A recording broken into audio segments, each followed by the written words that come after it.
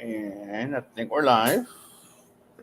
You have to give it a second or two for it to kick in for them. There we go. Yeah. Hey, Greg. There we go. I've got to turn the sun off.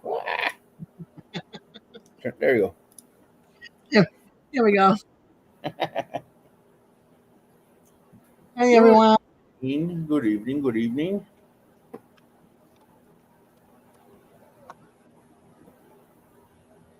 Oh, nice little group. Yeah. He's here, by the way. No, I'm not. Don't lie. He's here. He's not. That is our AI bot. Yes. His name is He. Hey, Chris. Hi, Tim. His name is Grump. Grump. You can ask Grump anything you want. That's funny. Squid. MBL. Tim. I don't know Lone Bull. Lone Bull, Eddie. Meet Eddie. Eddie, that's Mark. I still don't know him. Doesn't matter. Now you know his name, so you could check him out and see what he's all about. Yeah, go follow him. He's got some good stuff on his channel. Exactly. Got some what? Good stuff on his channel. See? Or Devil Dog's Keeper, whichever way you want to go. Hi, Eddie. And then Hi, Mark. Tim says, hi, Eddie. Hi, Tim. Don't believe him. I don't. Trust me, I don't. I don't believe Simon or Deb. Oh, okay. It. Hey, Carol. Hey, Carol. Hey, Carol. If I could click on your name.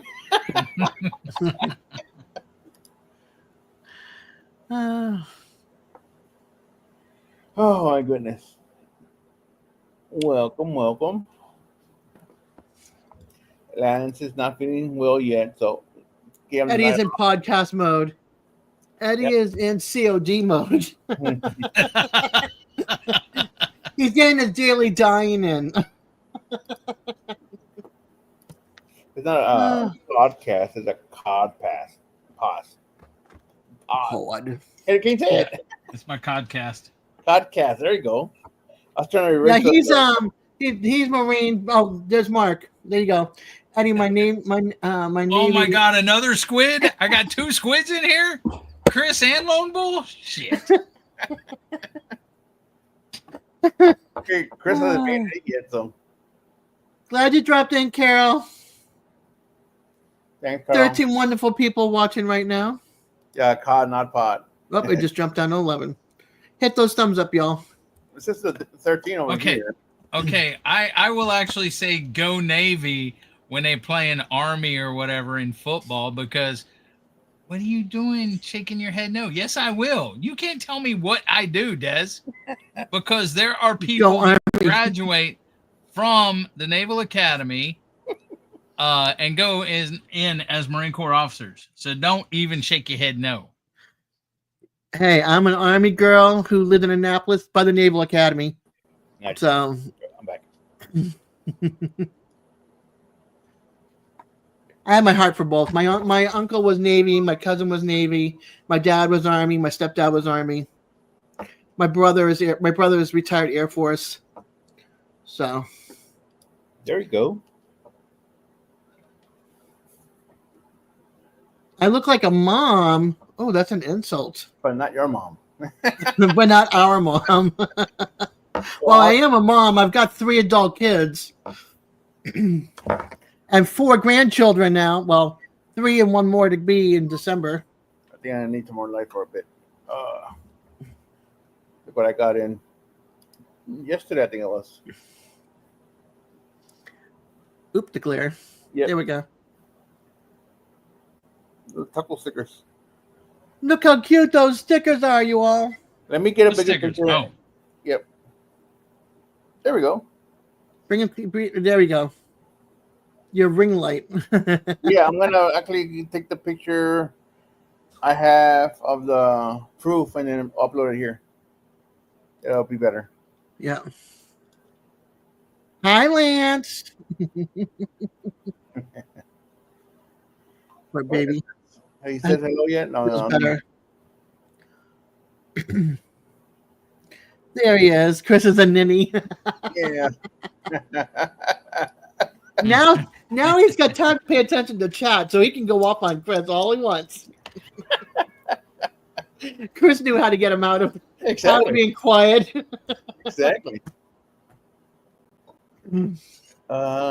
Picture. Let me get that picture.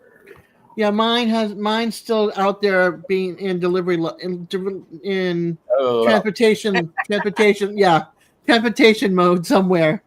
It hasn't made it to Florida yet. Image. There we go. Image. Pictures. Oh, in fact, I can show you all this one. It's desert. Here we go. How do I full screen? There we go. Aren't those cute, Carol? Carol's like, I want one.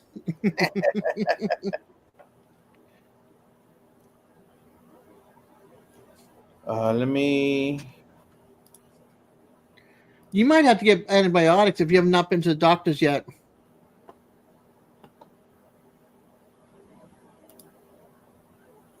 It's too hard-headed to go to the doctor. Of course. And progress into pneumonia. You want pneumonia? I would go see the doctor. Because pneumonia is a whole hell of a lot worse. I think it's got past like the worst part of it. I think it's on the way down. So. Okay.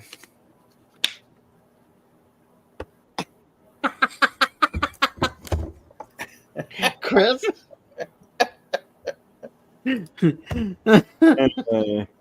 When I say old, I mean I've been old.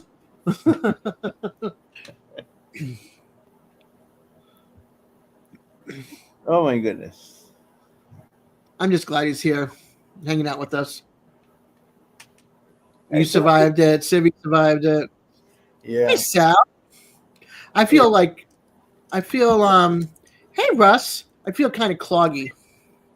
Yep, rest of peace, Ollie.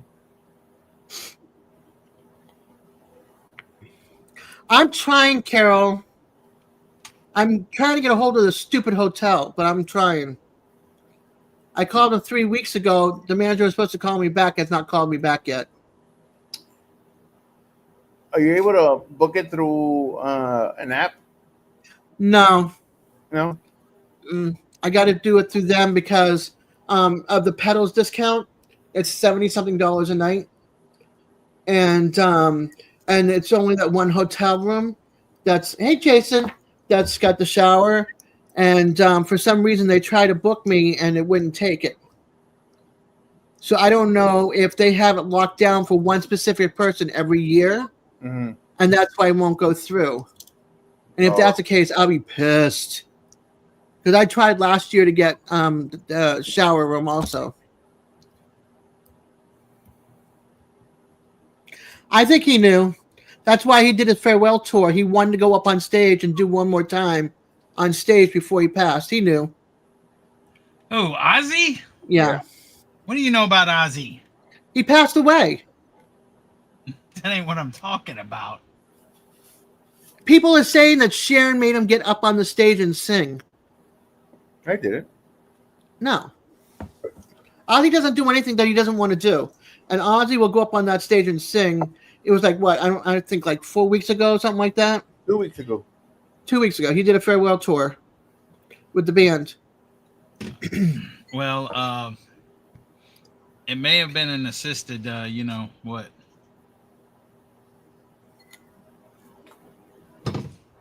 You know Dr. Kevorkian?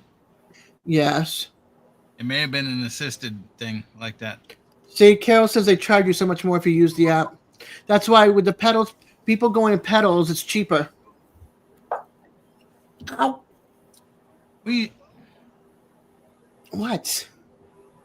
What? I jumped. I said, ow. And you're like, what? I'm No. like, what? No, I heard what I dog was bark. talking about. I heard a dog Oh bark. my god. Go play COD. I am.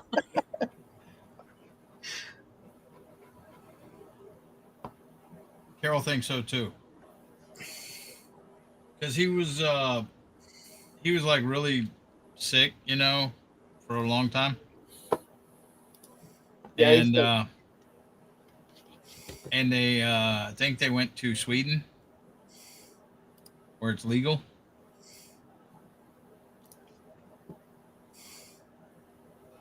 Yeah, the Parkinson's disease took a toll on him. Mm-hmm. Michael J. Fox has got Parkinson's. Yeah. Yep. He said that when he was hiking up in the mountains, like high altitude, that's when he felt normal. The altitude change and the oxygen, I guess, made him feel normal.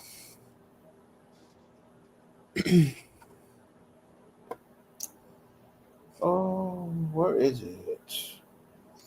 Use it on a shirt that you posted today. That's cool. Well, 70 years and it'll be non-copyrighted. Well, when I wake up already. His songs. Oh, 70 years from the date of the artist's death. Who said about the altitude and the oxygen? Michael J. Fox. He's got Parkinson's really bad too. Yeah, well, everybody knows Michael J. Fox has it. Yeah. But people don't know that's what he said when he went hiking and they did an interview. He said he felt like it was the most normal time. I didn't think when he was. I didn't think Michael J. Fox would be in your wheelhouse, Des. I like Michael J. Fox. Back to the Future, Family Ties, Teen Werewolf. Teen Werewolf? It's Teen Wolf, Des. Oh, sorry, Teen Wolf. Still, he's a wolf, werewolf, whatever. He morphed. He morphed, huh? He morphed. I agree. 76 years old was a great age for passing. He lived a long time. Who I felt bad for was Malcolm drowning, and there was a second person. Jamal Warner. Yeah, and there was a second person they pulled out that's in critical condition, also at the same time. Really? Yep. Didn't know that. Yep. Oh, I agree. We lost Connie Francis also, if anybody knows who Connie Francis is. Nope. Don't know. Singer. Nope. Don't know. I don't. Sing a song, Des. What's she sing? Hold on.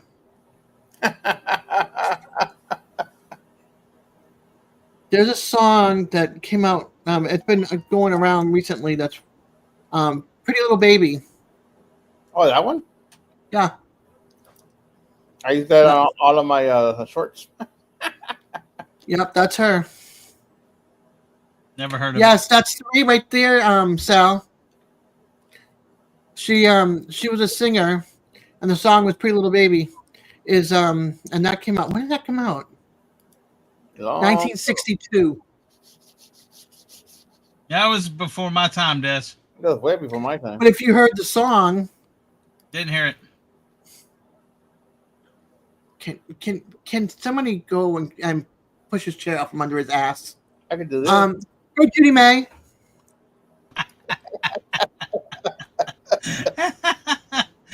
Dang. Hey, I'm not peaceful, Dad.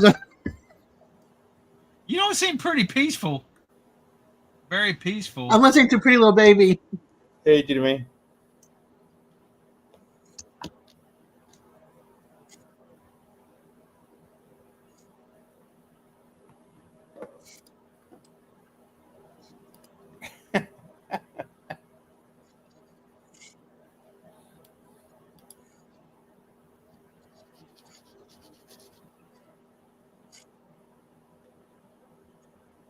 You listen to it?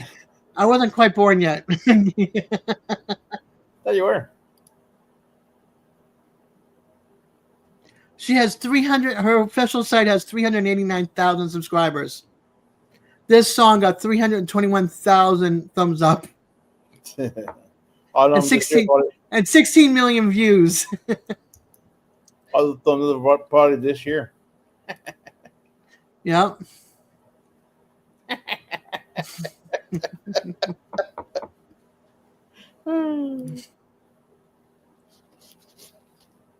And Nightbot. Hey, Guggen. Hey, good. Hey, Jay. What up? What up? Who says that? AJ. Who says that? AJ. Oh gosh. Yeah, I hate when that happens. I do too. Yep, I was just looking it up. Love. When I was 1962. I was born in 63. when I was looking up countertops, Mm-hmm. I put it into YouTube, and then for like 2 or 3 weeks, videos of countertops. I can only imagine. I can only imagine what her estate is getting from that. You know what I mean? Because it's back around again and popular. Depends how what her contract was like, you know. Yeah. Connie Francis, she's also saying, "Who's sorry?" You were born in 63, right, Carol? Or was it 62? I feel like Carol and I are like close in age. Judy May, I think her and I are same month, 1 day apart. I think. Let me get a drink. I'll be right back. Okay. Tim was 5 years old in 62. I wasn't born in 62. Wasn't even thought of. I didn't even say you.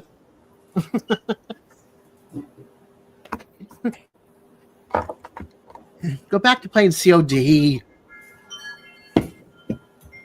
See, COD. Why do I feel like I'm starting to talk like oh my god, Jeff Dunham. Peanut. Yes. I'm doing that little growl thing he does. I'm like, oh, am I starting to sound like Peanut all of a sudden? I'd rather sound like Jose Jalapeno on a steak. That's my kid. That's my favorite character of his.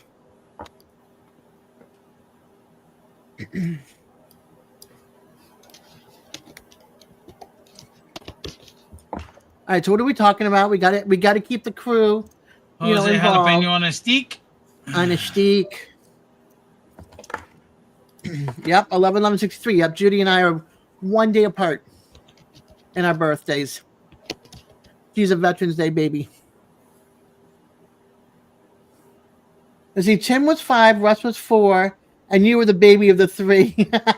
At 3 years old.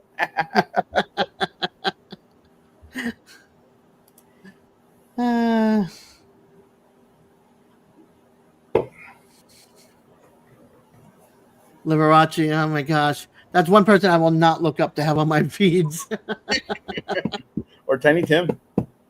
Oh, that's another one. I look up Santana a lot. Oh yeah. I love his music. I don't as much, but every once in a while. Yeah. Hey, Marianne. Marianne, hello. Yes, it was, Sal. I was 10 days old when he got assassinated. Who? JFK. Oh, there's a comment. Duh. I could just read the comment, huh? Yeah.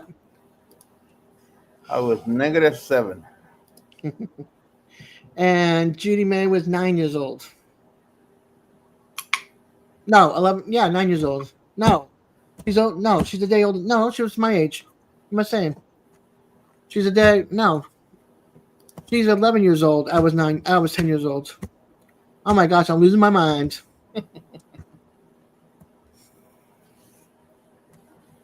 What am I saying? Lose my mind. I only have one brain cell left, and it's barely there now. It's doing up on the head, trying to keep everything. I know. I gotta put my tinfoil hat back on. Keep that one brain cell in there. Was playing, teaching Lou Ferrigno how to play the piano. Oh, that's cool. The first Hulk. Hey, Kent. What's up, Kent?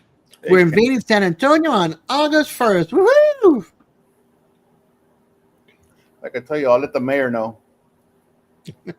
What, to lock the gate? Lock the door? No, With the city key lock it? Secure everything down so it doesn't stick to the ground.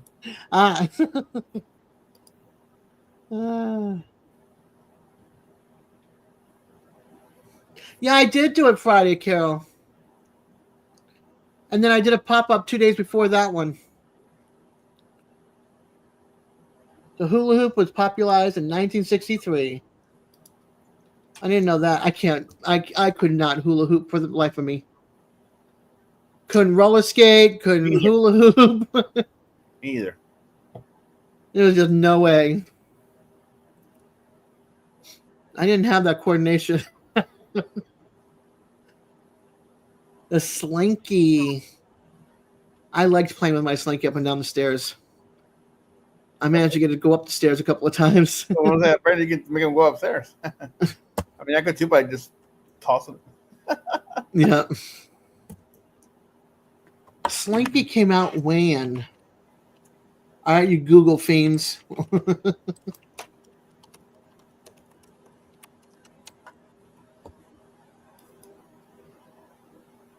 1945. Let's see. The Slinky was first introduced to the public in November 1945 when it was demonstrated, excuse me, at Gimbel's department store in Philadelphia. The initial demonstration was a success with over 400 Slinkies sold out in 90 minutes. That's pretty cool. 90 minutes. How much did the Slinky cost? How much did the Slinky cost in 1940s? The first day it was sold, the entire inventory of 400 Slinkies in 90 minutes for $1 a piece, equal to $15 in 2021. Before Christmas, they had sold over 20,000. For the next year, they would sell more than 250,000. Wow. That's crazy. Yeah.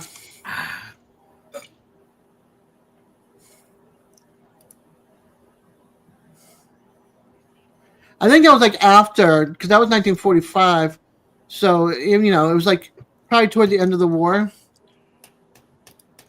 But this says something here says mechanical engineer Richard James invented the Slinky by accident when springs designated to stabilize the ship equipment fell off the shelf. So it was that's how it was invented. For fragile cargo during World War II. Yeah, that's wild. That's a pretty cool little history thing, though. Katie. Is that true? Hey, Katie. Weather, Slinky.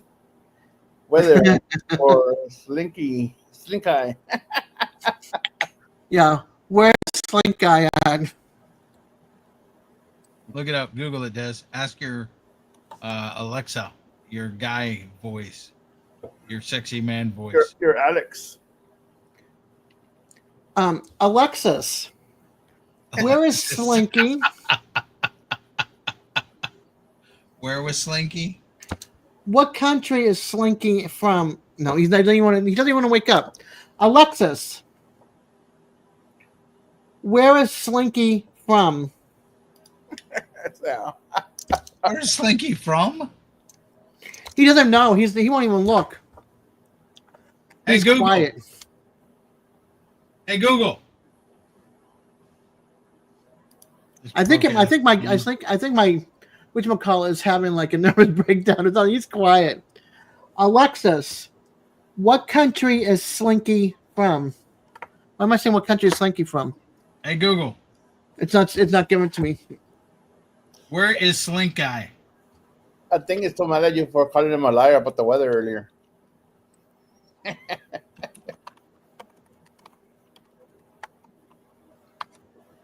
What is that again? Where'd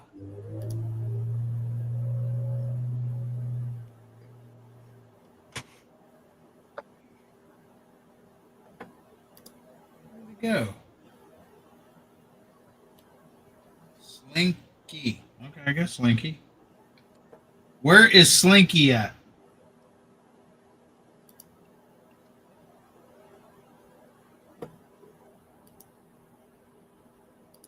Oh, it says Hollidaysburg, Pennsylvania is where it was created. Yeah, this isn't even giving me. It's not even giving me.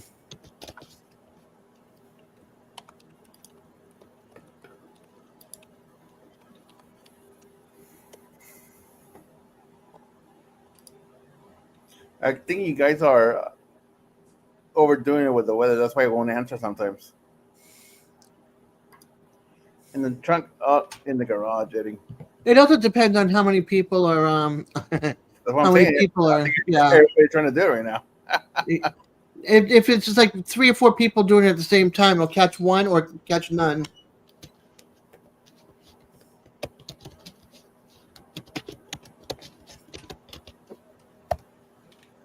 Yeah, I'm not even getting to town.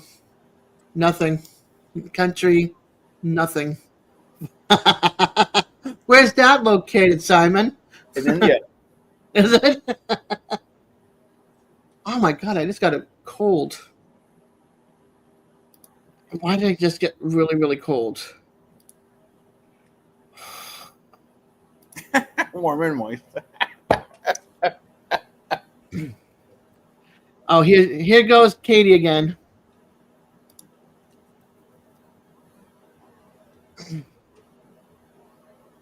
It went to fair. Oh no, most. Weather from most, not moist, most.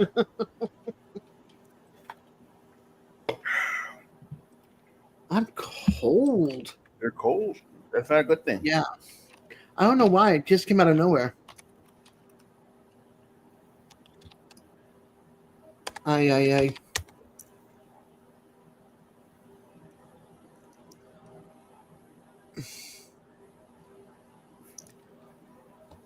Current humidity 96%.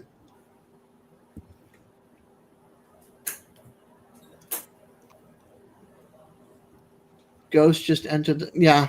I'm wondering if it was he needed to go back into he needs to go back and rest because there's 3 people that all passed away that I know. My stepdad, my oldest daughter's father, and my boyfriend. They need to all go rest. Or my grandma. One of them. Ew.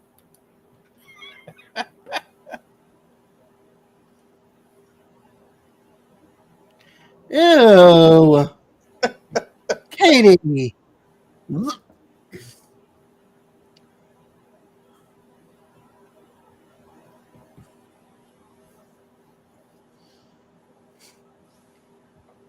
Right?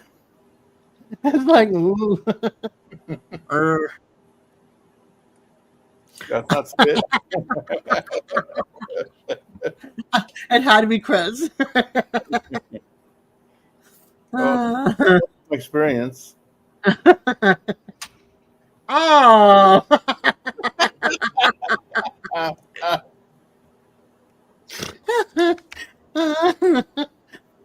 Oh man. And do y'all wait to go to a live stream to do this stuff? What is it with this crew of ours? Oh my gosh. Carol, we apologize. Maybe. Yes. Yes. Well, I should talk because I do that on Sylvie's live and Eddie's live. Did you see Jason's? Yes, Salad sure did.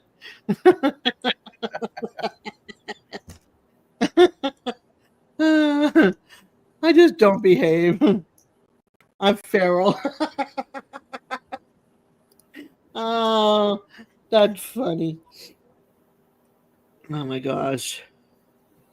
Well, at least we can all, enjoy ourselves, laugh, and have a smile on our face, at the end of the night. PG minus 13, guys.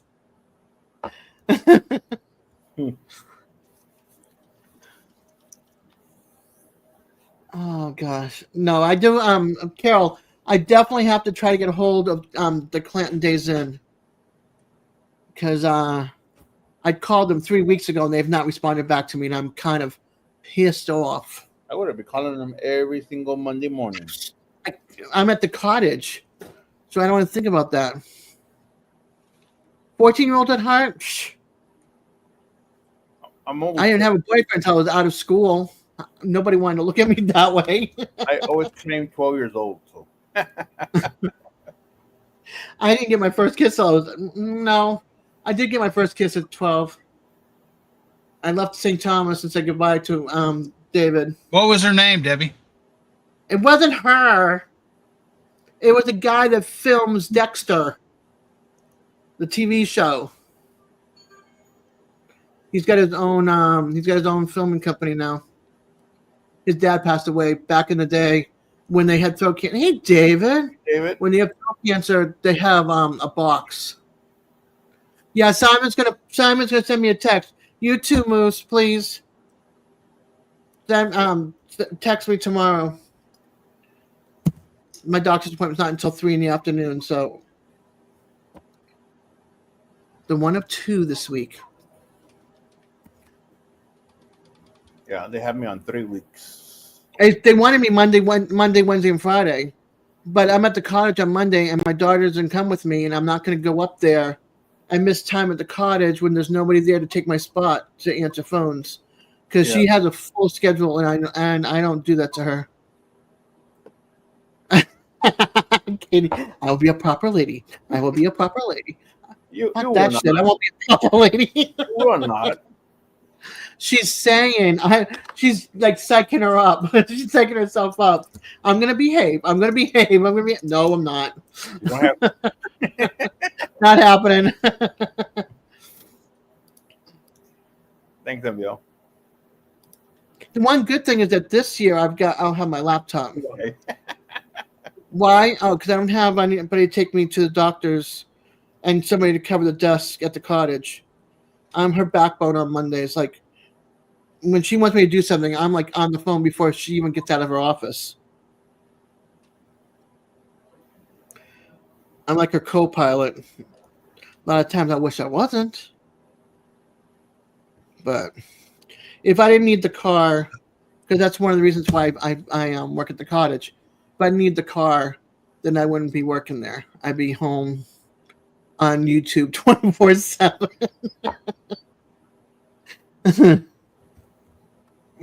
But I need the car. I need to go to the doctor. I need to go grocery shopping. Yeah. Oh.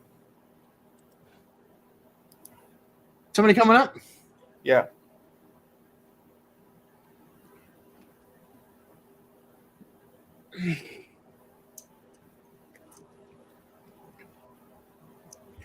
Is it Russ?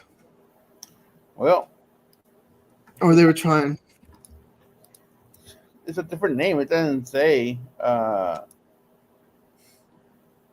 It doesn't say Russ or the other channel. It's let's go Savvy on here. I'd be careful. They better be showing themselves for like a good 2 minutes. Oh, his camera's on. There he is. It says something else on your screen. It said Russ on the thumbnail down here. It says Cave Mart. Oh, that's one of my email addresses at the channel, Smoke Your Ribs. I was on Skill Savvy on this other computer, but I have to use this one to log on.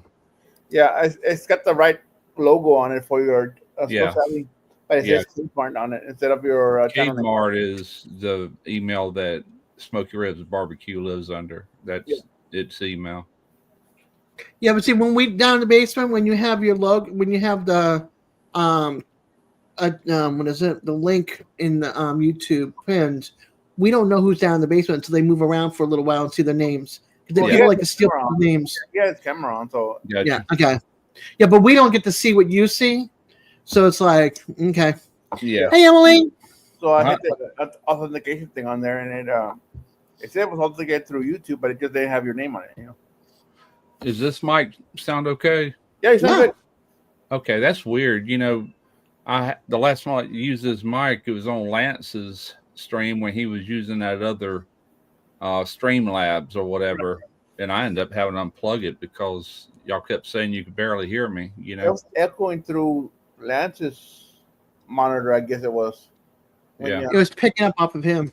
When you were talking, it would come through Lance's side. Yeah, it was echoing, but even just the microphone on my laptop was doing that too. But y'all kept saying that one week that I was way too low, and I kept trying to turn it up, and so I don't know. I think there's something up with that stream, whatever it is. I think so. I think it's got a problem.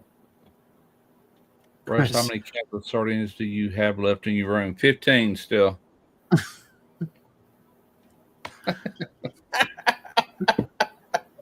I'm looking at them.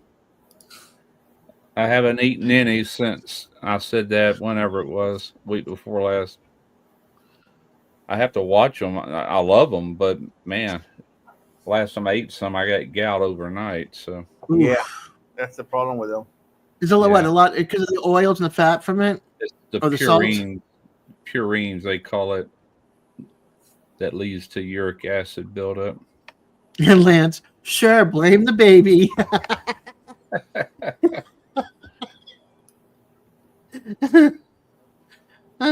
Chris, no wonder you've been getting those stray cats. Yeah, I like the chili sardines and the Louisiana hot sauce. I'll still eat them. I just can't eat them every day. What's up, Boo? Hey, Boo. So what up, Boo? I like are the ones that are packed in a red sauce.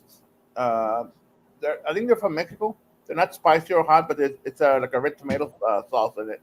Really? I haven't seen them. Yeah. The ones we get here are just plain sardines. The ones packed with chili peppers, the Louisiana, and then you got mustard sauce. That's about it. It's the only ones I've ever seen.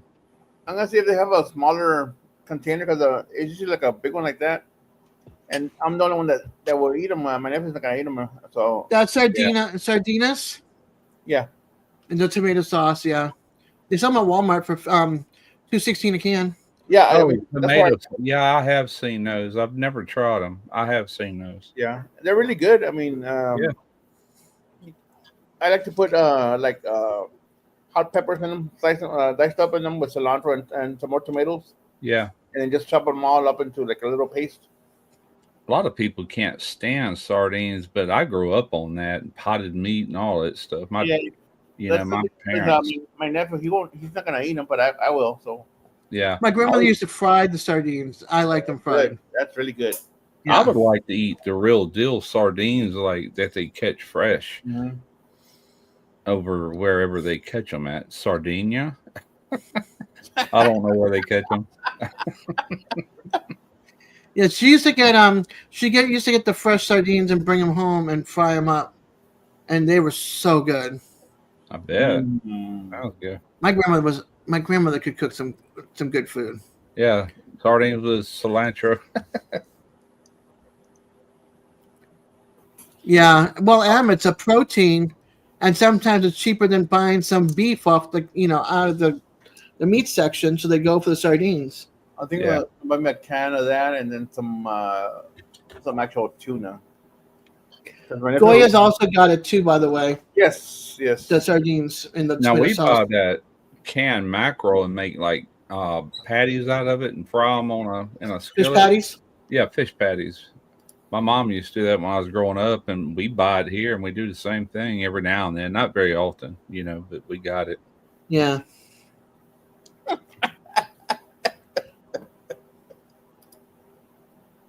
I'd rather go to the fish market down here. We can get anything we want down here, living right on the coast. And exactly, I like to get yellowfin tuna steaks and grill it, to like a medium rare.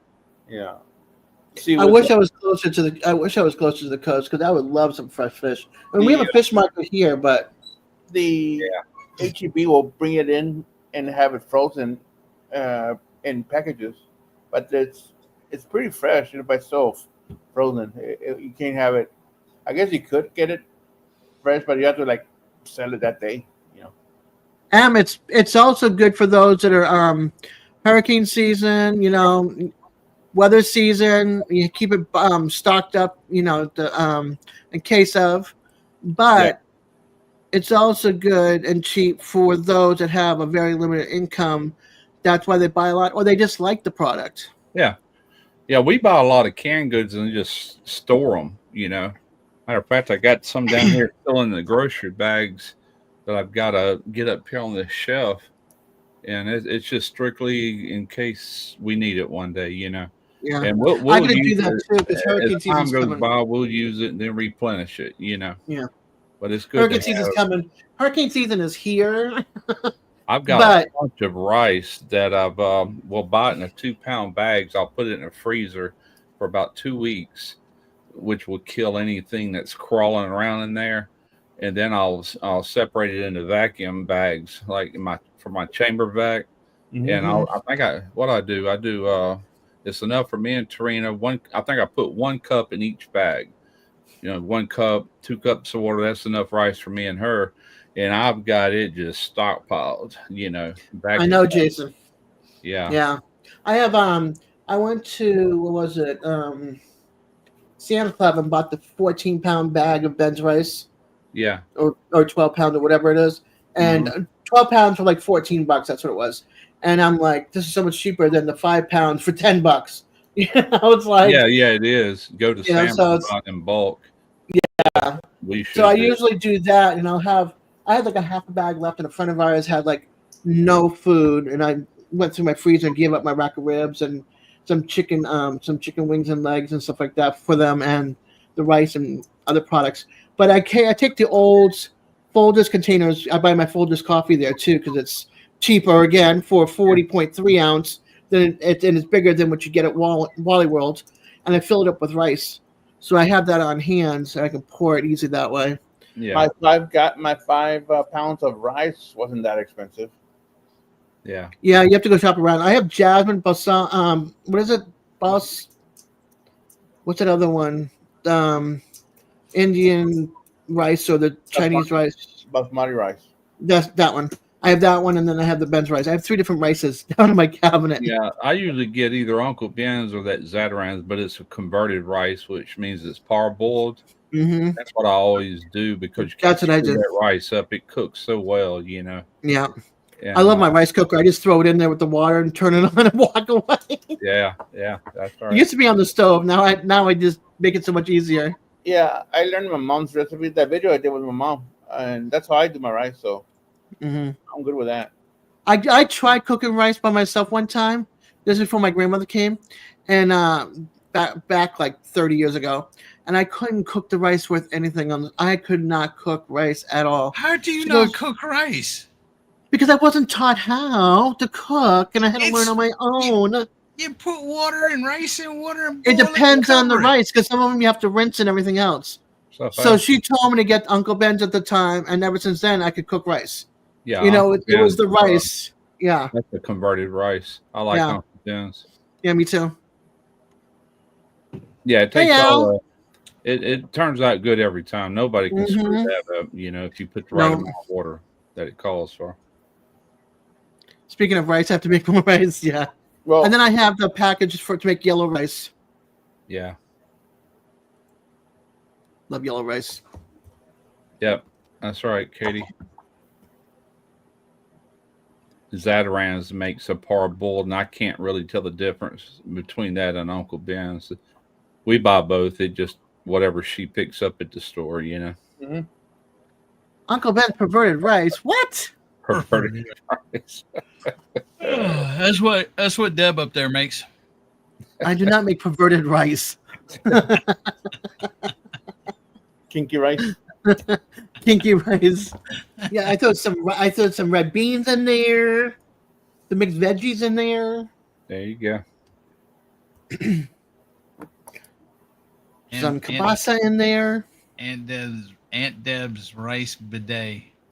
Oh, rice bidet. Oh, gross. I think brown rice is better for you for sure.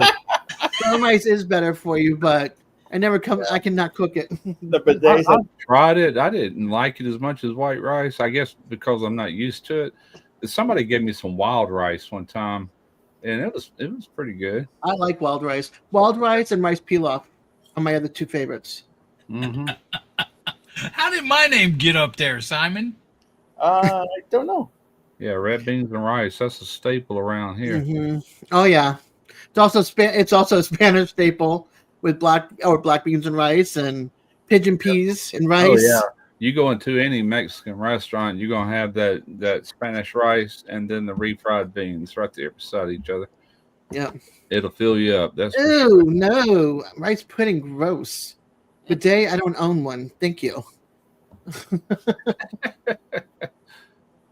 Yeah, dirty rice. That's good stuff. Dirty rice and boudin is close cousins. I don't think I've had dirty rice. You go to Popeyes and just buy that rice they got. That's dirty rice. Okay, I can do that. We have Popeyes. Yeah. I like the black refried beans, but they're getting harder to find. I like that one a lot. Yeah. And a side of potato salad. Chris, you little stinker. Do I have to shut New Hampshire down? Yeah, my wife, boy, she is, ever since I've known her, she's an Aussie lover. She even named a cat Aussie. Her email has Aussie in it. And anyway, I got a tattoo. I can't really show you because I got some material on my arm, but that's Aussie right there. Oh, that's cool. He's got a rat coming through his hair. Yeah. Oh, yeah. Yeah, I remember showing us the tattoo. There it is right there. If I shave my arm, you could really see it better. Yeah, I'll see. Some days are over. I'm not shaving my arms no more. That's too much work. But anyway, I had that done mainly for her, way back when. So I said, well, I'll remember Ozzy every time I get out of the shower and go up to the mirror. There he is. I'm a Ozzy fan too, but not like her. She cried today. I mean, she was why back? Like a family member died. I'm like, holy crap. I know that feeling because I remember being I don't know, I guess I was around 18 when Elvis died, and my mother woke me up. She goes, Elvis died like that. I mean, I remember where I was when that happened. Everybody's so callous now. You hear somebody die, like, oh really? Huh? I'm going about your business. But back then, it's like, what? Yeah, I was in Keene, New Hampshire. My ex stepmom, her sister had a house up there, and it's like an A-frame house, and we're sitting on the outside on the deck. And we found out, and we're all just like, what? I think it was like 1977. I think it was. Yeah. Yeah. I seen him a year before he died in Mobile. One of his, not his last concert, but not too many before then. Yeah. Ozzy's like Elvis of heavy metal. Yeah, really. That's exactly right. Big names like that it shock you, Michael Jackson, Elvis, Ozzy Osbourne. I totally forgot the live stream today, Tim. Boo. Hey everybody, how y'all doing? What's going on, Boo? I'll get the chat popped out over here. I forgot to do that earlier. Oops. I got your invite the last time you went live, but I was tied up that evening. I couldn't join you. So Heroes of Generation X. I know you ain't been going live every week like you used to. No, I took a little break off of that. Been a little busy and I've been hurting a lot. So I hear you. Hope you feel better. Oh wow, Al, that's pretty cool. Yeah, me too. A couple years, I might feel better. I almost went when to Elton emergency John passes away, Eddie's going to be upset. Nah. Yeah, all them bands we grew up with, man, they're all going to pass in the next for many Yeah. years. Rolling Stones. Man. Keith Richards, I don't think he's ever going to die. But I other know. you know, Yeah, I'll live everybody. yeah. Well, look at Willie Nelson. He's up in his 90s, still kicking. 91 or 92, something like that. Willie's pickled. Yeah. All that weed he smoked got him preserved. I guess. He's embalmed. Yeah. The fire was keeping him going. He's 92. What if Yeah. Boy George does? Who? Boy George. Eddie will be. Nope.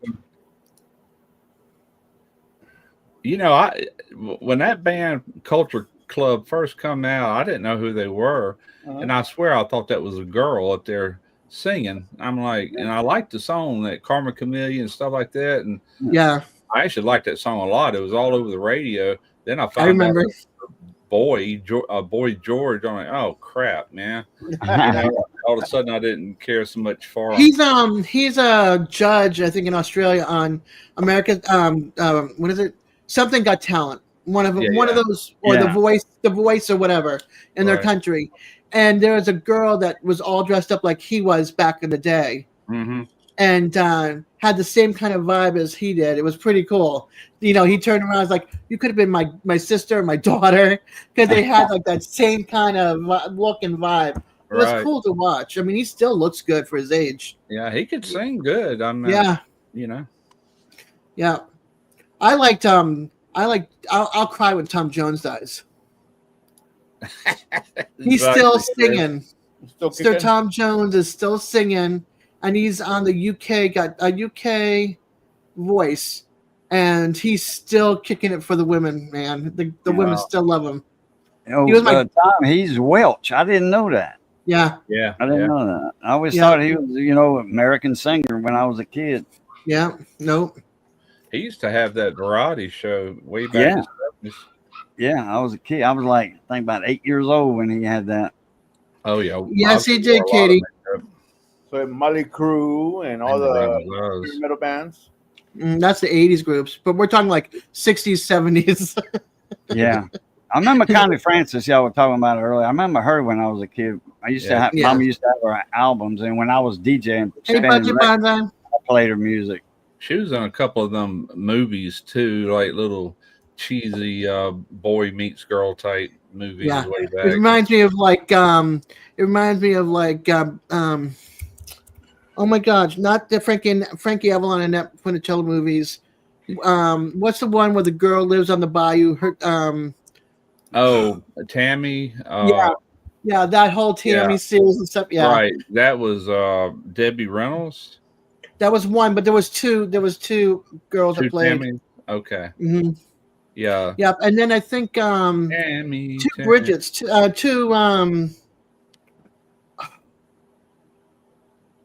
Bridget Oh, Gidget, that two was Gidgets. that Sally was Field. that was yeah. Sally Fields, a flying nun. There was one, Yeah, she was. but there was Gidget. two of them. I didn't know that. Yeah. Sally Two Fields Gidgets, yeah. Sally Fields Mhm. only one I remember. Sally Field, I can remember her from Flying Nun. I remember watching them movies like yesterday. I was just a Yeah, little Sandra boy. Dee. Yeah, Yeah, it's Sandra Day. Yeah, Gidget. there was some cute. I have to say, back in the 50s and 60s, there were some really cute movies. There really were for that time period. Yeah, Bo Derek. I remember when she hit the scene. I went, woo. Oh, there. Yeah, we're digging up bones there. Yeah. Ken made her a star. I'm doing That's good. like everybody loved Bo Derek. They had her and Farrah Fawcett up on their walls. Yeah. Yeah. Yep. Yep. I He said know. that black art too on Yeah. my wall. You know, like black when you put up the black light, they would glow. Yeah, they're kind of felt paintings and stuff. They used to have in the big parking lots in town around Abbeville, Kaplan, Louisiana, all that area there. Yeah. They'd have these big, huge vans, like a big camper van, and they'd have tents set up, and they'd have all this black art and all that stuff. Amazonian women, warrior women. And all that was that black velvet. You could feel it had texture to it. That was years later, David. Yeah, I remember them posters. We used to have parties, teenage parties growing up. I was one of 5 kids, and so we had our share of parties. My mom, she would decorate with the streamers and the balloons, and we had a black light with glow in the dark. Wonder Woman, yeah. These were framed. These were pictures. These are the ones you would go into like a record store and buy. You had them things you thumb through, and you could look through all the. Oh yeah, that's posters. Yeah. Listen, you can tell how old these guys are. They're talking about record stores. I remember Spencer's. Spencer's is still around. Hey, I've been through all the ages, man. I remember Spencer's too, but we have Spencer's at our mall here. Believe it or not, there actually used to be stores you go into and you buy vinyl records. 30, 33s and 45s. We used to get our 8-tracks and our cassettes there, our 45s and 33s. Yeah, 8-tracks, and you could buy radios and TVs. My uncle owned Abbeville Radio and Record Shop in Abbeville. He started that in 1955. I thought it was 1957, but it was 1955. He started that. Russ, if you wait long enough, stuff comes back in style. Those vinyls are coming back in style, bro. Oh, yeah. You'd have to buy a new stylus for the needle. We just call them needles, but it's a stylus that you put on that arm that actually goes in the grooves on a LP or whatever. I had so many albums back in there. I don't even know what I've done with them, man. I mean, I had a ton of them. I'm like, what did I ever do with that stuff? I had done something with Some of that was money. Yeah, I ain't got possession of it. I might have left a lot of it at my dad and mom's house when I moved out. Really don't remember. I went to the bin from Goodwill, and we found tons of records. Like we have and CDs. I have tons of CDs now. It's like I need a CD. If you had a good sound system, a good stereo back in them days, and a good LP that wouldn't scratch, that was some really good sounding. Yeah, it was. Sound. I mean, it sounds better than the digital versions, I think. Yeah. I think that's why it's coming back. It's hard to duplicate that, If you had a good sound system at your house, that's where all your friends wanted to hang out, at your house, in your room. But just don't bounce on the floor because the needle will go. Meow. Right. Then you done scratch your record. And then you're pissed off because they just scratched your album. Take a nickel on the arm. That sounds familiar. Seems like we might have had done that a time or two. To weigh it down so the needle doesn't go flying across. Yeah. Right. And that happened at our home because my dad lived in what they called Navy homes. It's built off the ground, wood floors. And it would do this a little bit, That's the house I grew up in. And somebody was running through there. Yeah, it would go all the way across that record, Yeah, I lived up in Marblehead, which is the next town over from Salem, Massachusetts. The witches are it's all hardwood floors up there. Yeah, Salem, Marblehead, the whole area. And so when you ran, you felt it like first floor all the way up to the top floor. I guess the whole place is just like. Yeah, those homes are built like that because they all got basements and stuff. That's exactly right. Yeah. Yeah. Yeah, we had a walkout basement, which was nice. It was like my dad's. We had a storage area, then my dad's workshop, and then a hangout for the Great Dane, and then he would go out to the the enclosed backyard. But then we had the stupid little neighbor with their stupid little dog come traipsing around and got somehow in our yard and teased my Great Dane. He went right through the window. They found him almost dead. They got him to they got him to the vet, but he had like all the markings. He could have been a show dog. I mean, his markings were perfect, and we couldn't show him or anything. And but the basements are walkout and the floors, the whole place shook.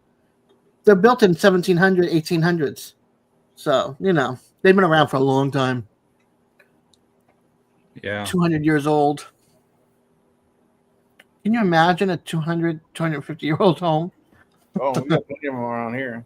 Yeah, homes back, a lot of homes were built around the World War II era, especially in Pascagoula, Chris. And the home my dad bought was an old Navy home. They actually used to house military. That's what they built them all for. And then at some point, they just sold them all off to people, not military. And the house he bought was on commercial property. That's the reason he bought it, because that's what he started his business there, fence business right there. I mean, it was a house. We all lived in it. Plus, he ran a business out of it. Had work trucks in the back, workshop in the back, all that stuff. Our kitchen, we were lucky. Like, we took out all the old flooring and got it down to the hardwood, and they sanded it, and it was beautiful. And then it had like a little butler, like a small little butler or sink area. Yeah. For the dishes, and we were able to put like stuff on the shelf. And then they got cabinets that worked well with the home. Like, it wasn't too modern, it wasn't too rustic. It was just like perfect. So we were able to, like, that house ended up like triple in its value when we sold it. I bet. And it's now worth like $2.5 million. Wow. Yeah, them floors on them homes I'm talking about, when he bought that house, all the floors were like tongue and groove hardwood, and they were newly sanded and polished and varnished and polished. They look really good. But if you don't put big rugs and stuff like that, before you know it, you done burnt that finish on it. Yeah. Yeah. We had the big Oriental rugs on the floor. Yeah. So it took up, the only part was like along around the edges, and then you hope the sun doesn't come in and fade it. Right. Because you're gonna lift up the rug, it's beautiful underneath, and it's all faded around. It's like a picture on the wall. After a while, you take the picture off, and you got the imprint of the frame. Yeah. Yeah, I remember later on, like as I was growing up, he had carpet and stuff installed, linoleum in the kitchen, and because all that tongue and groove, all that stuff just had tracks, where it were not wore out, but just dulled everything, knocked the varnish off. Yeah. Aye, Chris.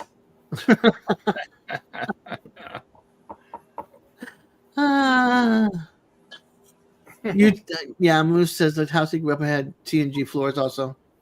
I love like the wide board floors. Not the thin ones. I like them thicker. Yeah. I guess I kind of like on the more rustic side of the wide boards than the tiny. Because you have to take out so many to fix, and then you got to fit it in there, and too much work. Yeah, they got stuff nowadays that looks like wood. It's not even real wood, but it holds up. It don't wear down like wood does. Yeah, because you can only get so many sandings out of the hardwood. Then after that, it's no longer good. You might as well just slap another floor on top of it. Yeah, they come in there with that big machine with that big round disc, and they. Yeah, and then the hand sander along all the edges. Yes, my dad had all that redone at one point. I remember it. It lasted maybe 5 years. That's when he said, "The heck with it. I'm just going to get something to put on top of it," and that's what he did. Your old hardwood floors were that thick. You could sand that for every 5 years for 100 years, and you'd never notice. Yeah, but it depends too. Like if you bought a house that had those floors, how many times has that floor been refinished? Because when that house gets sold, depending on how many buyers or people have lived in that house. Yeah, sometimes not a lot, maybe once or twice, because a lot of people, when carpet was in style, they put carpet over it. Okay. A lot of them it depends. Were built way back. And like I said, the house I grew up in was built in the early 40s. Hey, Huh? Okay, Katie. Oh. We're just saying hi to some people. Repaired my tongue and groove hardwood floors back in the 80s. Yeah. They did have thick floors, but it depended on how many people owned the house. And then it also depended if they wanted to change the color, because some people, stain it dark, stain it light, stain it whatever. Yeah. Some people don't put the right coat on top, so they have to refinish that and take it off and put it back on again. All right, Carol. I'll let you know if I get. I'll let you know if I get a room at the hotel, Carol. I guess in the 60s, everything kind of went to concrete slabs, and a lot of brick. Not all of them brick, but definitely concrete slab. And we don't have basements down here, so Down here either. This house. Parquet flooring. and it's got ceramic tile from one end to the other. I put tile all down here, Yeah. and then the bathroom to match upstairs. Hi, Latoya. That reminded me. I like this tile though. It's easy to clean. It's more I'm sanitary. loving that tile. Yeah. Did you see Simon's tile for his kitchen? It's gorgeous. It's like 4 different patterns of it. I remember carpet being the thing, for many Shag. years. But man, it can hold so much dirt that gets in that padding and all, and it's like, ugh. I am loving that tile, Simon. Yeah, that's nice. It 4 is. different patterns. It's beautiful. I wish it was more like this. I like this one better. Yeah, shag carpeting. We had shag. Yeah, I And that's remember so shag well. days. Then it went from shag to short. Then Yeah. Now a lot. You don't even see carpet much anymore. Yeah. Yep. Phone call. I remember carpeting like in department stores. I would hate it because sometimes they had that padding underneath it, so in my wheelchair I would just sink into it. And I think It also depends on what type of padding you got and how thick it is, because there was different thicknesses. Because when we were looking at padding for our stairs and up to the bedrooms, there was different thicknesses of paddings, and it was a pain in the backside. It was like I left it to my dad. I said, "Dad, you pick it up because I don't know."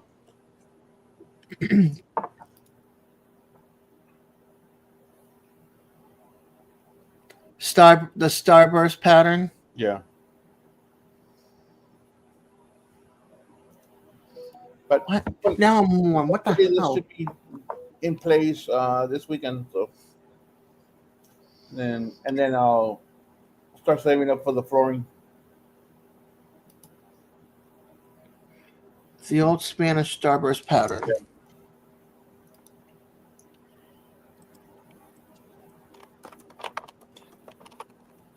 Also, I thought these were smaller squares. I thought like the 4th Excuse were me. all one tile, and when the red took up be this big. Yeah. I have to look at the images you're talking about. Those tiles. Okay. Right. My sister wanted something like that for her kitchen. We were looking at tile for her kitchen. She wanted to redo her kitchen, but she was actually looking for sunflowers. You couldn't find anything that had sunflowers on it. I like the Spanish mixed tiles. Like the different colored tiles. You know what I'm talking about? Yeah. Yeah, I like those, but I would like to be able to like go in the box and pick. Okay, I want this one, and I want that one. This is the color scheme that I want to stay in the realm of, but the pattern's a little bit different. Yeah. I like those. I think that's pretty cool. Well, I went with Home Depot because I can search their website and order anything I need or want that I like this stuff. Yeah. Well, actually, the countertop was from there too, and the sink. I liked what you picked. I think it's gorgeous. Yeah, everything's worked well for what I needed to do. It's me being in a wheelchair. Again, the big thing with that oversized faucet works well for me. And then finally getting a full size oven. I also like the arabesque Spanish mission red tile. I have to look that up. Yeah, it's pretty. I'm looking at it now, but it's really really pretty and San Felipe florin pattern. I think it's just beautiful. The old style. San Felipe, you said? Yeah. Mission floor tile. It's just I don't know. There's something about it. I just love. I think it's because I guess I watched a lot of Spanish movies back in the day, and the missions had the kind of tile, and I like the design of the tile too, the shape of it. Make that bigger, Simon. Yes, sir. Let me get to your square. Oh, I finally got to see my grandson Saturday. that's awesome. Yeah, we had to go over to All Mobile. right. That's Derek's. That's my first grandson. I've got 3 granddaughters. One of them's 21 or 22, and he's the first boy. So somebody to carry on the name anyway. There you go. There you go. My brother's the last one to carry on. All right, so that's good. I might want to get you off of there, huh?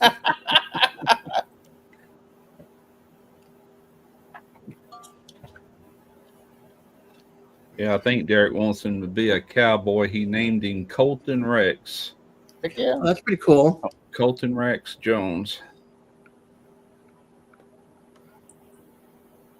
Got a buddy of mine. He named his boy Dakota James. Another cowboy name. Yeah, another one. Big time. Oh, he's got his room all fixed up like bull riding and all. Derek bull rode when he was a teenager into like, I don't know, 18, 19. And I said, that boy might not want to do all that, you know. He said, well, I just want to keep him straight. And I said, well, he can like it and everything. I'll be darned. I said, that scared me death when you rode bulls. I meant one wrong move and that could be the end of it, you know. That's it. You're right. Yeah. Monday. I let him do it because he had such a passion for it. All is well and ends well. But Monday I was watching professional rodeo bull riders on YouTube. It was just like an hour's worth of video of the bulls taking out those riders like crazy left and right, man. oh yeah. It's dangerous, man. Very dangerous. And then they got all the guys in there helping them out, all the rodeo clowns and all that. Yeah, it does. It does sound like a country singer, David. Colton Rex, new hit, right here on WW. I'm sending you the pictures, Simon, that I like. My friend has a son named Jesse James. Jesse James. An outlaw. That's a pretty cool one. Yeah. There's also a Jesse James that does those custom motorcycles. Yeah. Wasn't he married to that tattoo artist I don't know. at one time?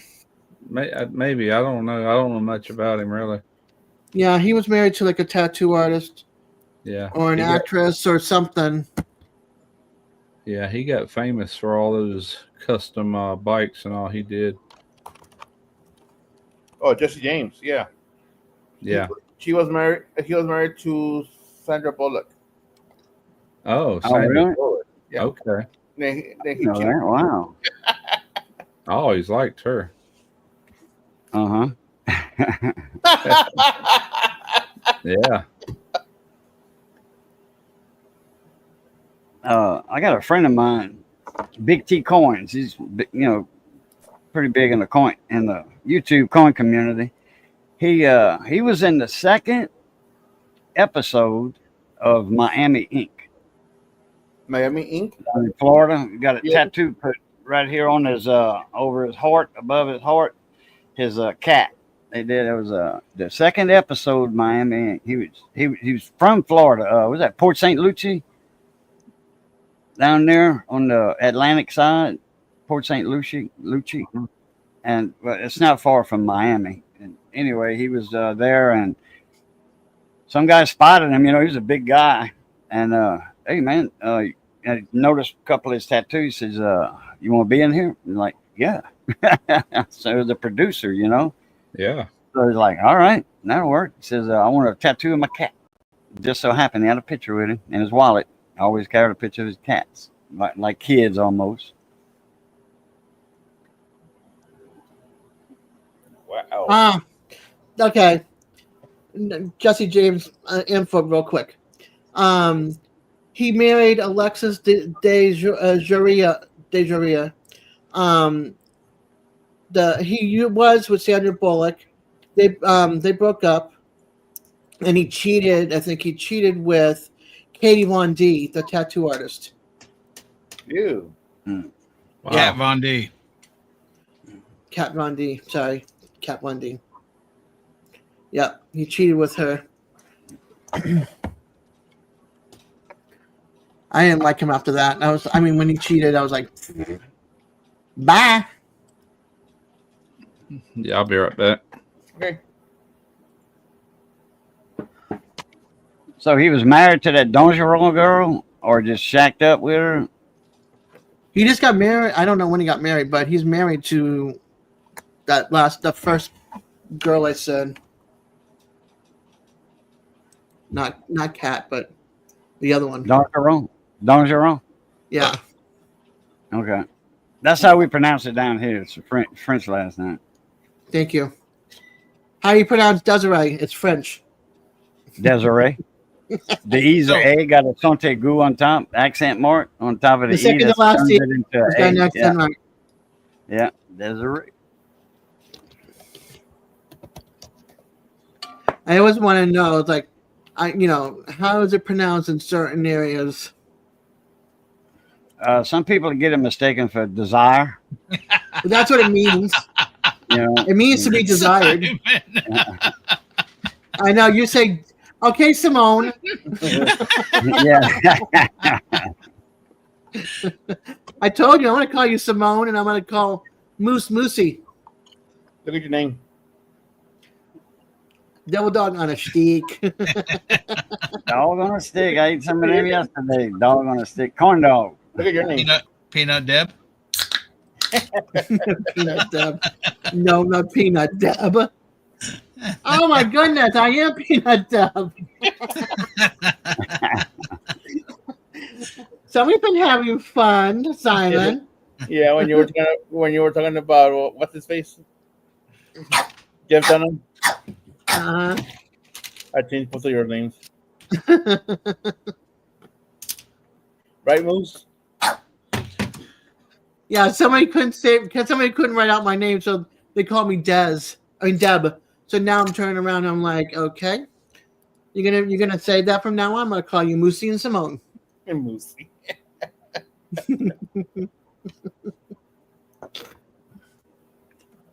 Corn dog.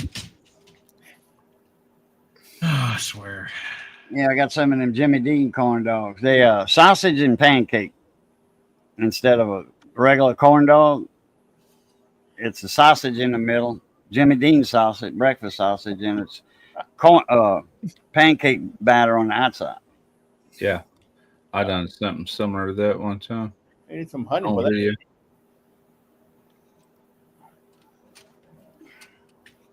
I'm trying to get rid of my 1,000 emails while I'm sitting here talking to y'all.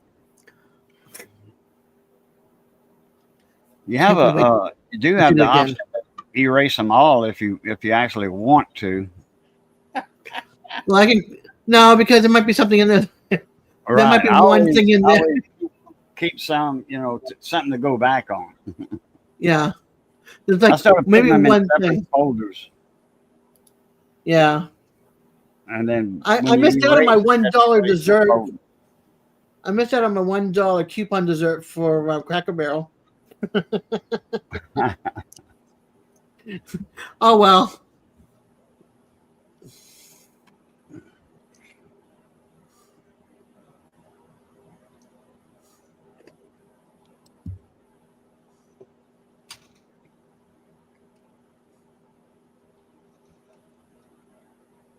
I don't want a free trial of Apple. I don't own an Apple product. Please. Sam's Club. Here's a turn it in. Get a discount. No. I don't have Apple. I mean, I might have a Gala apple in the fridge, not the same thing. I got a bag of apples right over here, but I do use Apple products. Yeah, I got my Gala apple. Cracker Barrel changed their gravy recipe. I got a bag of apples. Huh? I was reading the comment that Pest Hunter Outdoors put, Cracker Barrel, they said they changed their gravy recipe. I hope it wasn't their white gravy recipe. The one with the biscuits they give you? Yeah, like biscuits and gravy or white gravy over chicken fried steak. Cracker Barrel. I hadn't been to one in, since probably 97 or 95. So when I drove back from Texas and we stopped in La Paz, and then we hit someplace else along the way. And I'm like, I have to use the ladies' room before we leave Louisiana. So we went to Cracker Barrel, and I did a double order of bacon only. I'm like, can I have double bacon, burnt crisp for the road, please? Yeah, I remember Forrest Gump. You know, he was explaining how he made all his money. He said, "Yeah, I invested in some sort of fruit company or something it was Apple. Apple. Apple." And that apple is probably worth a lot of money now. Mm-hmm. Well, because it was back in what 70s or whatever it was when they first came out. Yeah, I remember those very first Macintosh computers they came out with. Yeah. That's what they would call a Macintosh. Yeah. I like going to Cracker Barrel just to hang out in the store. They have some good stuff. That's where I got my. They got stuff for sale everywhere in that store you look. Yeah. You can sit anywhere in that store and look behind you. There's something for sale on the shelf. I like getting my my gnome stuff from there, but I also like getting my magnets from there too. And my Scooby mug, coffee mug. Apple is really the ones that first come out with point and click, the mouse. They're the ones that brought that to fruition. Then everybody jumped on board with that. Mm-hmm. So the apple got riper, huh? Fruition. They called it point and click. Yeah. No, not the Moosey. Moosey. Randy. Hey, Randy. Buddy? Randy. Hey, Randy. Up in the cellar before I lay it down. Has my sleeping schedule. It's all fucked up. Bug. Okay. Hey, I say for you, effed up. GATS, Great American Time Zone or something? What's No, GATS? that's gay ass. Yeah, gay ass time zone. That's it. Oh, okay. Great American. You have to that's read. right. You have to read Randy's shorthand. He's in a different. I've heard him say it so isn't he many in times. I know. He's in Colorado? Isn't he Wyoming. in Colorado? Wyoming. He's in Oh, Wyoming. Wyoming. Okay, yeah, that's mountain time there. Yeah. When he was in Atlanta, that's where that term first came from, gay ass time zone. Okay.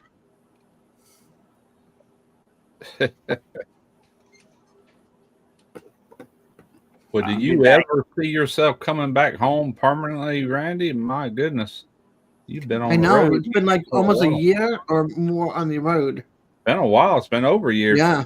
You included Atlanta too, you know? Right. Yeah. Atlanta was last summer. Yeah. Yeah, he Yeah. come by here last summer. He stopped by on his way back to Houston and hung out with me for, wow, hours. We sit there and drink beer in my garage. It was kind of cool that night, but it was summer. But for some reason, it just happened to be kind of cool. Yeah. He's like, he's never coming back. It was all this made it cool. Yeah. That line of work, man, you got to go where the work is. That's for sure. Mm-hmm. Well, like he said, he wanted to set up his retirement. That's why he wanted to work all these hours now. Get that money for when he retires. Yeah, you got to get it while you're able. Plus, he wanted to retire younger, you know. Yeah, he's already, what, 41? let's see, Derek's 43, 42. He's somewhere in there, 42, I reckon. 42, 43. Yeah. Yeah. He'll be my age before he even realizes what happened. Sleeper. Hey, Lance, it's got to be those butt cheeks you got. Send them to him. Mm-hmm.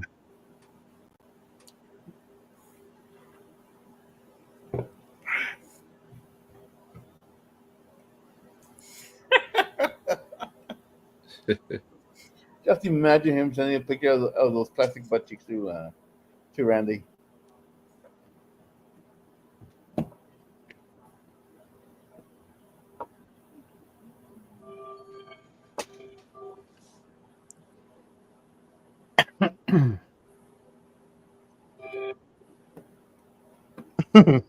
So Lance ain't on here tonight. For what reason? He's sick. Doesn't feel good. Yeah. You know, Yeah, I know. He texted me Sunday, said he wasn't going live. I know the last time I seen him, he had a bad cough or something on. I guess you're live last week. Correct. And he was already sick that Sunday before, and it was just keep getting worse. And then on my Tuesday night, he was coughing up a lot. He needs to go get some antibiotics, knock that crap out. Lance, I need some antibiotics. I've gotten those type of infections. I don't know what you call it, but I had one time. I just kept letting it go and go and go. And anyway, I finally broke down, went to the doctor, and took a whole prescription antibiotics. Still didn't knock it out. I had to go back and do it again. Finally it subsided. Yeah. It's almost like he needs Robitussin with codeine in it. He needs something for that cough. Right. I come back from Virginia that time. I had a bad case of bronchitis, and that's exactly what he gave me. He gave me some sort of breathing treatments. And he gave me cough syrup. And man, that stuff is, they need to sell this in 12 packs. That stuff is good. Yeah. I've had walking pneumonia and bronchitis, and it took me a long time, and I had to be put on stuff like that because of the cough that would not go away in the breathing. Just make sure you're drinking plenty of warm liquids. Yeah. Some good homemade chicken soup with a lot of garlic and onion because that's good for your immune system. 3 red pepper flakes in there to boost and open up your air passages so you can breathe better too. Right. Yeah. Because all of that will help you breathe a lot better. Yeah, that cough syrup with codeine, man. That's stuff. Boy, I like this. Yeah. Yeah. You know. Yeah. I got bursitis with a kind of an infection in it on my arm. It was worse than this. My arm looked like Russ's arms yesterday and day before yesterday. Today it got better. I mean, this sucker here is. Good gracious. See how that's kind of you can see it kind of right there. Yeah, the elbow. That looks like gout almost. That's bursitis. Ooh, that looks painful. That's the first time I ever had it like that. I had it one time. It just got a little loose skin down here, with a little fluid. But this ain't like that first time. I watched the movie once, Jason, never again. Yeah, Katie, same with me, man. I'll try to avoid it as much as possible. Yeah, I keep hoping I get another case of bronchitis, but it never happens. I thought I was going to die this last time around back in January. I lose my breath. Like somebody was like literally closed up my air passage. Yeah. I had my daughter come behind me to get me to get that breath in. I could not get a breath in. Wow. And that's when I stopped smoking at the same time. I haven't picked up a cigarette since. And I crave it so bad. I don't. Sometimes I was like, when something gets on your nerves. But me, it's more boredom, I think. Boredom. Oh, yeah. Boredom. Yeah. I got out of that hand-to-mouth habit, like a month after. I'm still doing it. I'm just eating I'm eating everything in the house now. Oh. You go from smoking to eating everything. Have you noticed when you clean something in your house that it's kind of odd the way you got a brown spots on your rag? No, because I don't. I never smoke in my house. Oh, okay. I smoked outside. I had noticed that. That's like Tarina. She's had open heart surgery and still smokes, but she smokes. She got an overhaul. She good for another 50 years. Yeah. Well. Yeah, 50 years of smoking. I'm like, okay. And I never quit cold turkey like that before. So this is a first for me. So this is like, I'm holding on tight to this, like no smoking. Yeah. Oh, it's easy. I mean, I quit because I wanted to. That just all of a sudden, spur of the moment, I just quit. I was live with Theo's Country Mile Garage. It was, when I lit up that cigarette, like when I lit up that cigarette and I put it right back out again because I was having a coughing attack, like I went, and put it right out, and I haven't touched it since because I was having such a bad coughing attack that I had like 3 of those non-breathing attacks the whole time I was sick. I was like, that's it. That is it. And I haven't touched it, but I've been having those dreams like I'm smoking in my bed. I'm like giving up and I'm looking. I'm like, nope, no cigarettes lit. Like, I'm like, oh, they're coming after me. I see a cigarette pack. You know, my dad quit smoking weed before I was even born. And he told me one time when grown almost, I might have been grown, but he said that he still will have dreams about being in church and sneaking out the back door and going around the backside and smoking a cigarette. And he goes, after all them years, he said that is one potent thing that, it affects your brain like that all them years later. But he never did go back to smoking. I've never seen him. I talked to a lot of people that quit, and they're like, they still crave it, but they won't go back. Yeah. I'm like, how long have you been stopped? Oh, 20 or 30 years. I'm like, yeah. Great. Yeah. Right. Yeah. When do I die? At what age? That's the problem. Parents say, don't start smoking, you'll regret it. And you're like, yeah. You do anyway. Then you realize they were right, Yeah, I was 11. When my dad was quitting, I was starting. Because back then we used to be able to go to the store and buy cigarettes for our parents. So in 5th grade, I'm trotting off to get his Lucky Strikes or his Camel non-filters and bring them home. And then I'd go pick up a pack for myself. And my friend and I would go down to the park and we'd be lighting up cigarettes. Yep, I remember when they changed them laws. About the time, I guess, Derek and Chad, my 2 boys, would probably been, where I was like, hey, go in there and get me a can of Copenhagen or something like that. But they wasn't able to. That's about the time they changed that. And they were born in early 80s. So I guess somewhere in the late 80s to early 90s, somewhere in there. Yeah, it makes me sane. Yeah. I remember getting a pack of cigarettes from Mom. I think it was 28 cents a pack or something. That was with the tax. And I think it was Bel Air she smoked. Get the little coupons with them, the little point coupons with them, and you save so many, you turn them in for merchandise. Raleigh's, Bel Air. There was another pack or another name that was all under that company that had them little points. And if you bought a carton, you had some extra points in there. Yeah. Yeah, 28 cents with the tax for a pack of cigarettes. Now, I didn't go to the store many times for mine because she didn't smoke. She smoked like two cigarettes a day, and she'd get like 2 packs and to last her 2 weeks.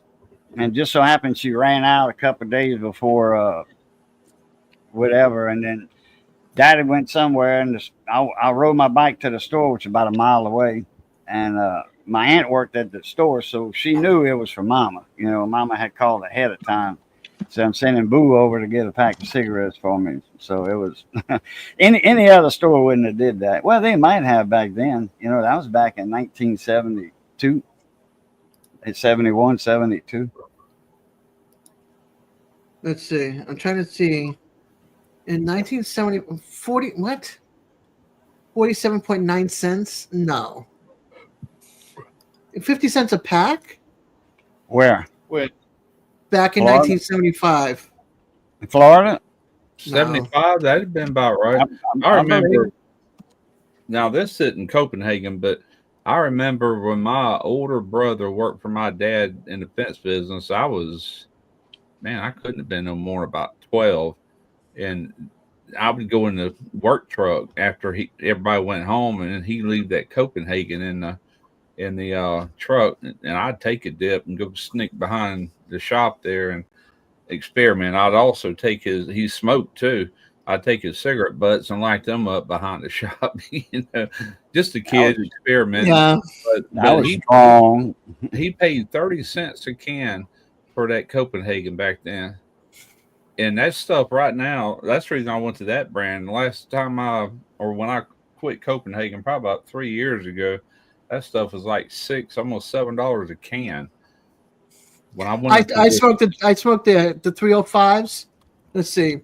I smoked 305 Purple 100s, which is like a Marlboro regular flavored. and it's under $4. If you buy more than 2 packs, the price goes down a little more and a little more. So I would buy like 4 packs a week, and I would go through like 3.5 packs. So by the time Friday came around, I'd buy 3 more packs or 4 packs. So, and you know what I mean? So we'd always have, but I went down from like a carton and a half or carton and a quarter to like 3 or 4 packs a week. So, and that's that's like right around the time I was leaving my ex to come down here, move down here. And then 15 years later, I quit. Yeah, the moose. I was using Copenhagen until I switched brands. That's kayak. I can't tell much difference. And this went up too. When I first switched over to this, you could get 10 rolls for $9.99. I said, boy, yeah. Now this is $29 for 10 rolls. Mm-hmm. Is that a spinoff of Kodiak? I don't know, but it's the closest thing I've ever seen that is like I've tried different ones trying to save money. None of them could come close to Copenhagen. This I can't tell the difference. I really can't. So kayak's not wintergreen then. This ain't wintergreen. This is fine. That's what I'm saying. Yeah. Okay. All right. This is fine cut tobacco, just like Copenhagen, natural. But this is one of my uncles thing. Did Copenhagen.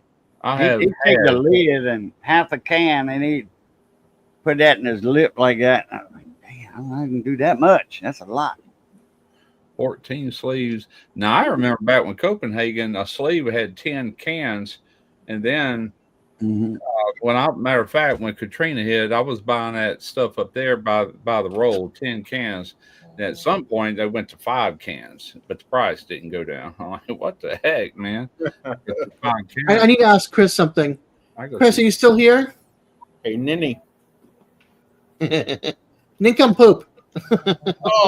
I go through 5 cans in 2.5 days. Chris, how much is a pack of smokes in New Hampshire? Oh, he's looking at because we used to go to New Hampshire to get our smokes because it was getting expensive in Massachusetts. A pack of smokes right now in Massachusetts is anywhere from $12.54 to $15.66 a pack. Yeah.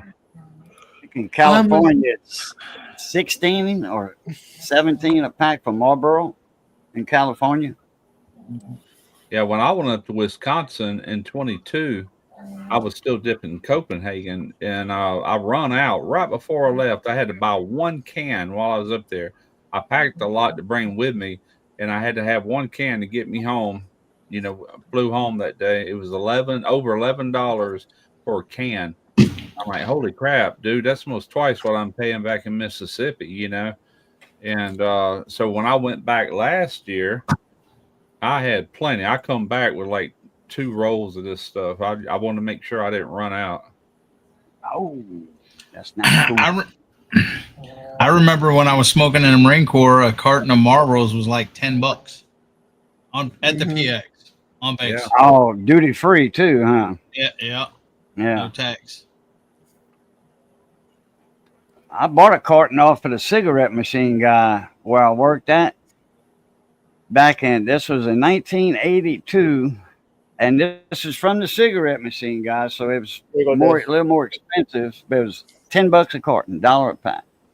I think it was $1.25 in the machine, so I saved $2.50 more or less. $9.20 a pack. If I smoked the 305s down here, like I said, it's like a Marlboro, and they're under $5 a pack.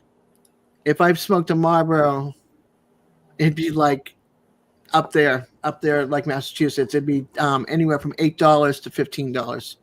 Yeah, I've watched Tarina probably switch brands 3 or 4 different times since we moved here, just because prices. You know, I don't think she really has a favorite. For a while, I got the Indian can, the blue Indian can tobacco. I forget what it's called. It's got the Indian emblem on it and stuff like that. I got that with the box of the filtered and the little machine pack my own. Yeah. When cigarette prices went up in the Marine Corps, that's what we were doing. We was rolling our. Yeah. I know Derek, my oldest son, which he quit for a while and now he's back smoking. But when he lived on a sailboat, he'd buy that big bag of tobacco and rolling papers. Thank And you, MNC. that's what he smoked. It was way cheaper. Yeah. American Spirit, the can. I still have an empty can that I use to store things in. And I still have the little doohickey for packing somewhere.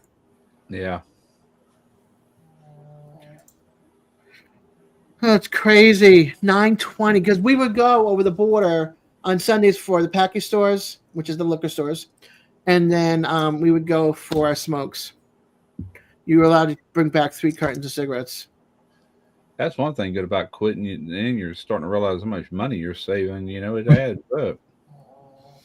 Yeah, no, I just go and buy ice cream now with chocolate syrup and Jimmy's and spring and M&Ms and. I know some people buy like a bag of that sugar-free candy and just suck on that every time they get an urge, and eventually it kind of goes away. I guess Like I don't, the Werthers. something like that. Get you a big go to where they make the dried shrimp at. If they make dried shrimp in Florida, I know in Louisiana there's a lot, but get you like a half a pound of dried shrimp at wholesale, of course, because you don't want to be paying $5 for 8 grams of dried shrimp. You know, for 10 dried shrimp. Suck on them dried shrimp every now and then. Get a Yeah, I don't do shellfish, but I get you. I am sorry, I cannot see paying $110 a carton. Yeah, That's crazy. That is crazy. that's why I couldn't even see myself spending over $5 a pack on regular flavored cigarettes, and I went to generics because it was under $4 a pack. I'm like, yeah, no. Yeah. I told somebody that I said if I had all the money back that I've spent on snuff and beer, I'd probably be rich. Or close to Me it. too. Very much so. Wine, women, and song. Wish I had all that money back. Hey, where's Taco? Yeah, I seen them stickers of him a while ago. That darn dog that ran a bulk. I'm sitting there watching the video the other day, and all of a sudden it starts spinning. I'm like, oh heck, I just lost internet. So I'm on my phone looking to see if there's an outage and everything. It says no outage, and she comes home and she found it. There's a fiber optic cable coming from the modem or whatever you call it, and it goes and it was all coiled up, laying on the floor, and plugs into this little receptacle thing. And he chewed right through that fiber optic. I'm like, Oh, crap. oh man. So they come out here Sunday. Couldn't believe they did it. The next day they come out here and they replaced it. I got a wine rack in there. It's like a cage, you know. So I shoved that up against that little outlet, and I took a tie wrap and hung that coiled up wire. Anyway, I got it where he can't get to it. I'm like, he's chewing up everything. I said, yeah, you just had to have a dog, didn't you? Well, he's a little puppy, you know. It's a good thing, Russ, because the fiber optic, at least here, that comes from the pole into the house is glass. It's real tiny, small glass, and it is. I can hurt him. Yeah. Yeah, he chewed right through that. It didn't seem to hurt him. He just chomped it in half, you know. And there ain't no fixing. I didn't know this, but heck, I went online and looked at Walmart. You can buy that cable. Now I don't know if it'll fit the AT&T or not. It looked like it, but it ain't. It's only like $5.99. But you got to order it. I'm like, well, crap. I said they'll be here before it would come in, but I wouldn't mind getting a backup just in case. Amazon Computer store. Go to a computer store. They would have fiber optic cables. Probably would, but you know, you got C Spire, you got AT&T. I don't know if they're all the same or not. That's what I'm not sure of. But the one I seen at Walmart looked just like it, same colors and everything. Online, Walmart. Yeah, kind of cigarettes in Florida is 50 to depending on the cigarettes, $50 to $70. I was smoking cigars. They were filter cigars, and a carton was $18 with the tax. That's for a carton now, $18. So I really didn't spend a lot on smoking. Goku T are making his appearance. There he is. Oh, And Taco. He's still asleep. The dog of the hour. That's a small dog, like mine. I know Taco Tuesday. Taco's got to make his appearance. Yeah, there you go. Taco's got a new sticker and everything. Later, I Lance. saw that earlier. Lance, good night, hon. Feel better. Good night, Night, Lance. Lance. Yeah, feel better, Lance. Have a good one. See you Sunday. You're feeling better. Hopefully. Hold on, let me see if I can set him up. He's like, no, I'm gonna lay down. Yeah. Yeah, he wants to sleep. Taco. But NBL wanted to see him. We all wanted to see our little mascot. Hey, you can lay down right there. It's like shoving his head down. Go to sleep. Go back to sleep. Yeah, it's past 11 o'clock where Lance is at, ain't it? 11:16. It's 10:16 here, and I gotta get up and go to work tomorrow. I can sleep in until it's time to go to the doctor's. Not that I'm sleeping the whole day away, but No, don't have a beer. I'll just go to sleep and wake up whenever I feel like it. That's what I normally do. yeah, I'll wake up like 3 or 4 times in the middle of the night. Yeah. And I'll do one more lay down. I'll wake up around 9 or 10. I kind of Before I sit in naturally the wake chair. up around 8 o'clock every morning, but I stay up to midnight, so I get about 8 hours sleep, you know. I'm in bed at like 12 or 1, and I'm up 3 or 4 times in the night, and then I'm up at 6 o'clock in the morning to get ready to go to the cottage 2 days a week. And then Yeah. the doctor's on Fridays. Like that's an early morning appointment. On Right. Wednesdays is in the afternoon. You know, for years, I got up at 3:30, got ready for work, and I was out the door by 3:45 and drive to that shipyard. But them last year or two that I worked there, I worked night shift, you know, Mm-hmm. running a crew on night shift, and I got used to nights, and I haven't really fully got over that, you know. So I'm a night owl. Yeah, I did the third shift and first shift, which is 11 to 7 and whatever. Yeah. And then sometimes I'll do second and third, depending on the day, because I'll go from one job to another job, or I'll do a double at one job or a double at the other job, depending on who doesn't show up for work. And they're like, "Hey, since you're here, will you stay?" And I'll trip home. We'll take like an hour to go home, say hi to the kids, do whatever I have to do, go to sleep, get about 2 or 3 hours of sleep, and start all over again. Yeah. It's never ending. Yeah, I did that for years. I worked at the shipyard real early, getting there, and then as soon as I got off, I had to drive to that air conditioner shop, AC shop in Oops. Pascagoula. Right now, Hold you on, are sorry, in the, guys. We worked on automotive AC, mainly this Yeah. time of year. Then eventually he went into it full time, and we were doing everything under the sun. That was Eddie, by the way. What was Eddie? If you heard somebody talking a second ago, that was you with the Paffords. I thought that sounded like him. Yeah, you were trying to show them how to do, I think, add an admin or something, or the background behind the pictures, not the overlay, but you know what I'm talking about. To Lance? No, to Charlie Pafford. Oh, He's on Evie Mux. Everybody's switching over there. I'm just staying where I'm at. Okay, month to month. Yeah, and then my internet went off today. It didn't go completely out. I mean, it come down to a crawl.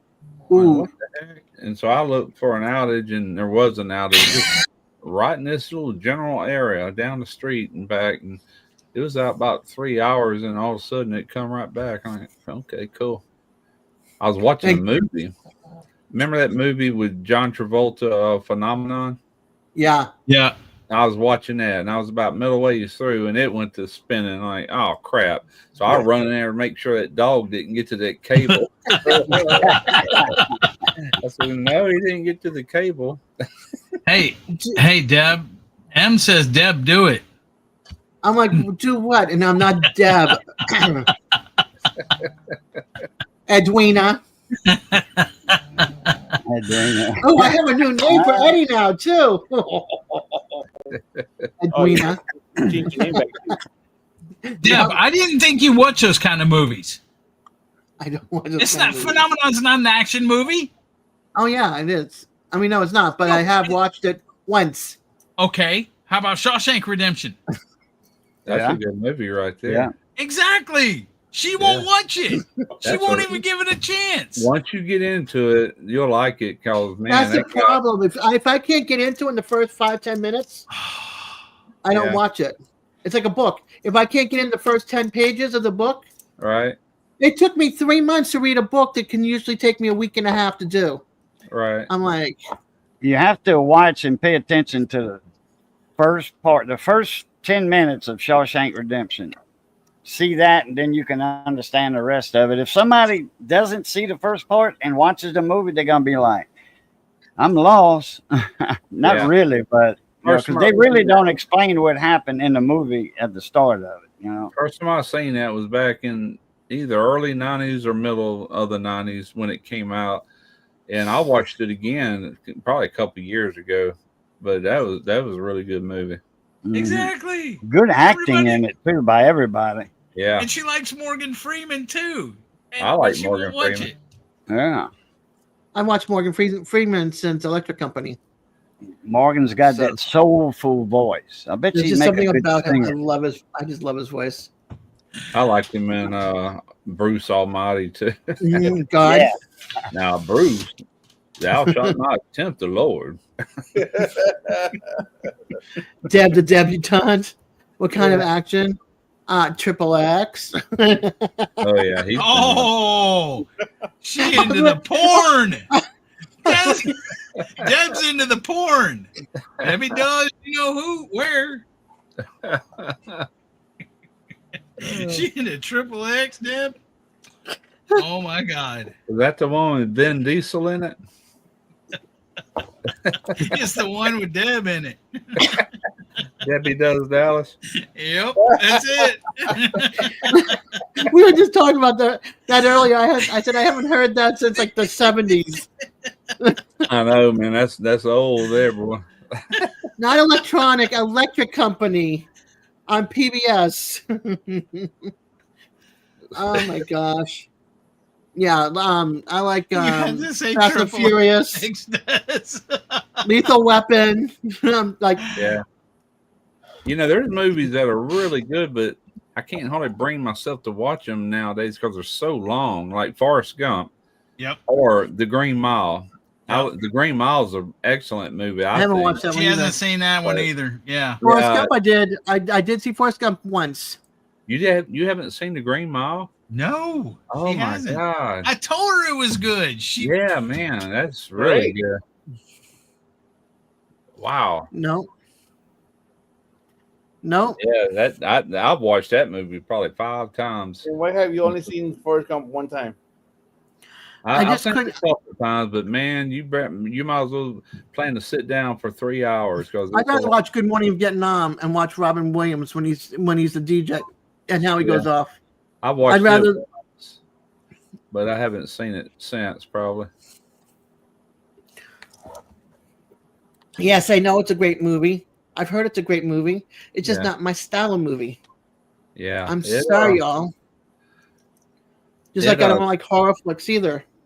Yeah, I don't know. It's that's the kind of movie. If it was on right now, I'd probably just get right into it and sit down and watch the whole thing. You know, I'd probably fall asleep. To be truthful, I'm just telling you how it is. I'm just not one of those types of people that are into stories like that. I get bored real fast. You don't even know what it's about. I know that if I can't get into it in the first 5-10 minutes, I'm not going to watch the movie.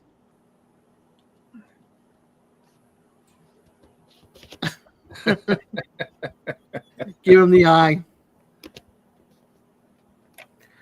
Eddie's like, I had it up to here with her. See, he goes and shuts down the camera. That's it. I'm not going to come up on camera until she watches the movie.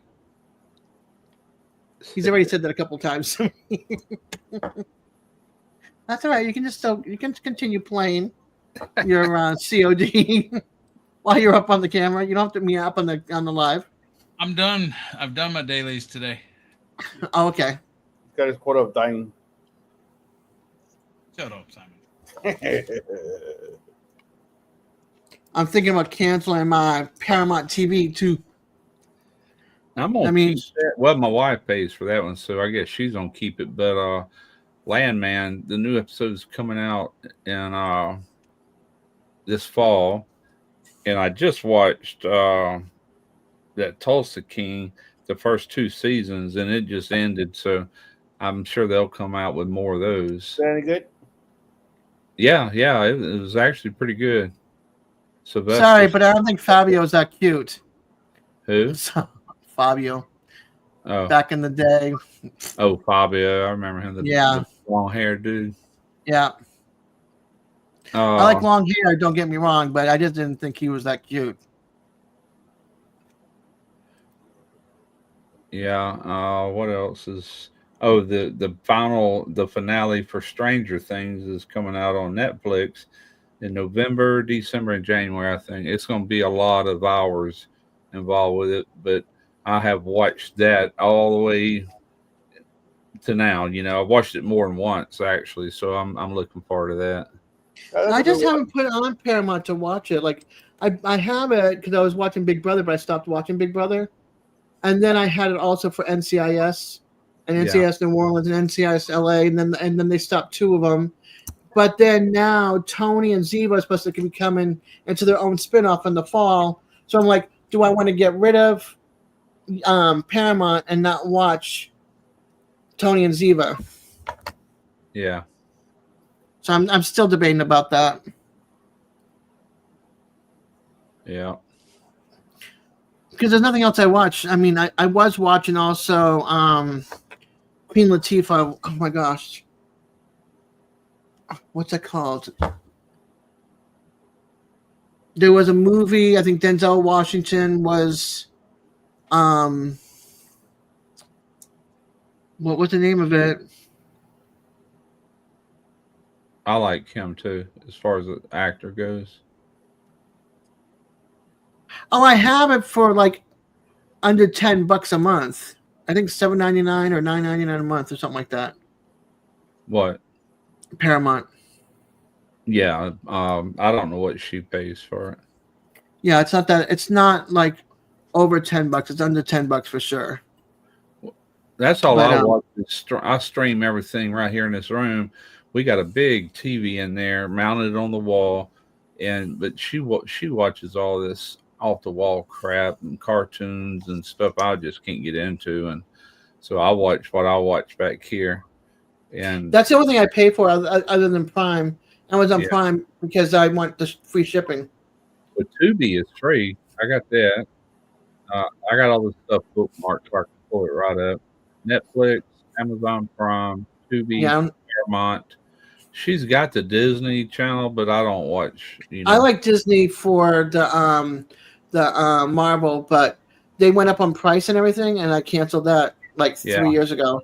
Now I did watch all the Marvel stuff I could get my hands on Netflix, but then they quit putting them on Netflix. Yeah, and they're all over Disney if you want to see any updated stuff. So I was over it by that point, you know. Well, when Disney went up on price, I was like, Disney Plus went up on price. I'm like, no, and then they started adding like ESPN and Hulu with it.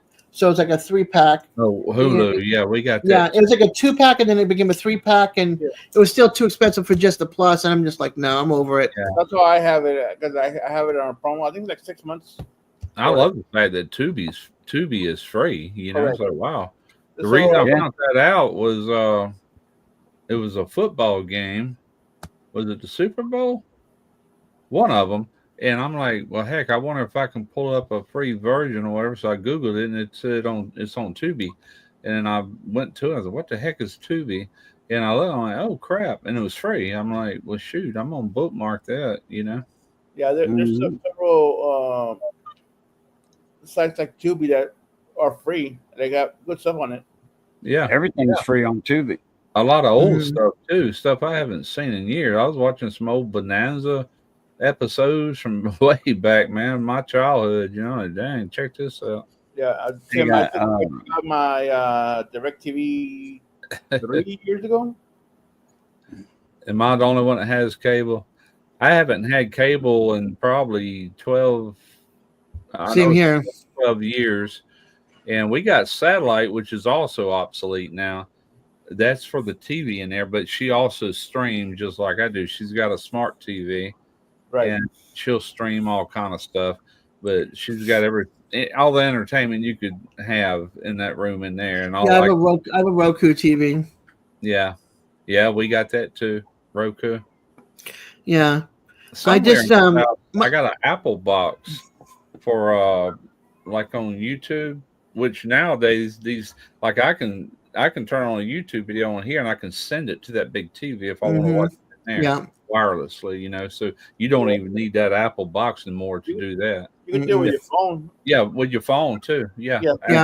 Watch on your phone and send it to your TV. Yep. Something TV cast or something. Right. Like that. What the Apple box used to do, you could pull up on your phone and it would cast it to your TV. But I can do it on any of these computers or my phone and cast it to that big TV. Correct. Yeah. The only thing I need to do now is get like a Roku stick or something for my TV in my bedroom because that TV's been off for many years. I don't get it. The Fire Stick I have has been cracked and it's obsolete now. Right. The everything, like I can watch something on the phone and have it sent to my computer, which is a Apple product, so it'll just seamlessly start from where I left off on the phone. Right. I do that a lot. I'll start watching on my phone. Then when I pull up the YouTube on here, it'll be in the right hand corner. Yeah, I'll make it big and finish watching it, you know. Katie's angry. Why are you angry, Katie? Well, her freezer went out earlier, so she's got to throw everything out. Oh, that sucks. Everything was thawed out. Mine went out about a year ago, and it was a relay, and we caught it in time to save the food. But I got a thermometer on there with an alarm, and if it gets up to a certain temperature, that alarm will go off to let you know that that freezer ain't working. I'm sorry, Katie. That sucks. Oh, brown. Yeah, that's not good. But it was a relay, start relay. Yeah. And it's a thermistor type relay. And when I took it apart, matter of fact, I did a video on it on my Skill Savvy channel. It's a little disc in there, and it broke in half. That thing heats up and cools down, heats up and cools down. And it's what kind? Let's see. You got two different type of thermistors. You got one, as it heats up, it gets less resistance. And then you got one that does just the opposite, a positive coefficient and then a negative. And I've got the one that heats up. When it heats up, it gets so much resistance, it kills the power going to the start winding. Yeah, that's your PTC. Yeah, PTC. That's right. And found it on Amazon for $11, and somewhere in here I got a second one. It only lasted 4 years. I'm like, 4 years? Come on now. So I found those for $11. Ordered 2 of them. If it goes out in the next 4 years, it only takes like 10 minutes to change it out, maybe 20, you know. Yeah. What I hated is one summer, when we were down, being down here, we don't know anything about hurricanes. I mean, we would have a blizzard in Massachusetts, you can put your food out. If you lose power, you can put your food outside in the wintertime and it'd be nice and cold. I lost like over $200 worth of meat products out of my freezer that year. Now I take all the empty water bottles that we drink out of and I fill it up with water and put it in the freezer when I know there's storms coming. Yeah. So that just in case I can take it and put it on top of all the meat and the frozen veggies and stuff, and then I fill up the cooler with the ice from in there. Yeah, you can order a little thermometer. It's got a magnetic base on it where you stick on the front of the freezer, and you can read the temperature at any time. Just glance at it. Mine normally pulls down to around 0, and it fluctuates a little bit, of course, but I got it set to where if it gets up to 30 degrees, the alarm will go off. Because if it gets up to 30, you got a problem, and that'll give you time to kind of transfer whatever you can into another freezer, get an ice chest, bring it to the neighbor's house, whatever. Yeah, I just have a side by side. No. You can buy that thermometer for like $15 off Amazon. That's where I got it. You drop that wire and the probe down the bottom of it, and just. Yeah, we have something like that up in up at the birth cottage because we have to keep Rogam refrigerated, and if baby blood is baby's born in the middle of the night, we keep it refrigerated so it can go out the next day for the lab. Yeah. So we have to keep the refrigerator at the temperature 30. What is it? 36 to 40 something. That's what the health department says. Okay. 41, I think, something like that. 41, 42 is the highest you want. Somewhere in there. Yeah. We have to keep it between that and that. Thankfully, we didn't have anything in the freezer because it went up to 45 on one of them. 55. I got a little dry ager too that was sent to me a couple of years ago, and you can adjust the temperature and the humidity depending on whatever it is you're doing. If you're doing like whole ribeye or something like that. And it's got a book that tells you where you need to set the temp and where you need to set that humidity for best results, Yeah. But it's full of water and stuff like that right now. We use it as a mini fridge until I actually dry age something, Yeah. I'm just waiting until this place is paid off, then pay all the taxes for the year and everything, and then start saving up for next summer's generator, so I can have a generator for backup. Yeah, and then some kind of a big heavy chain and bolt for out back, cover it with a tarp. Because I don't have a garage or anything.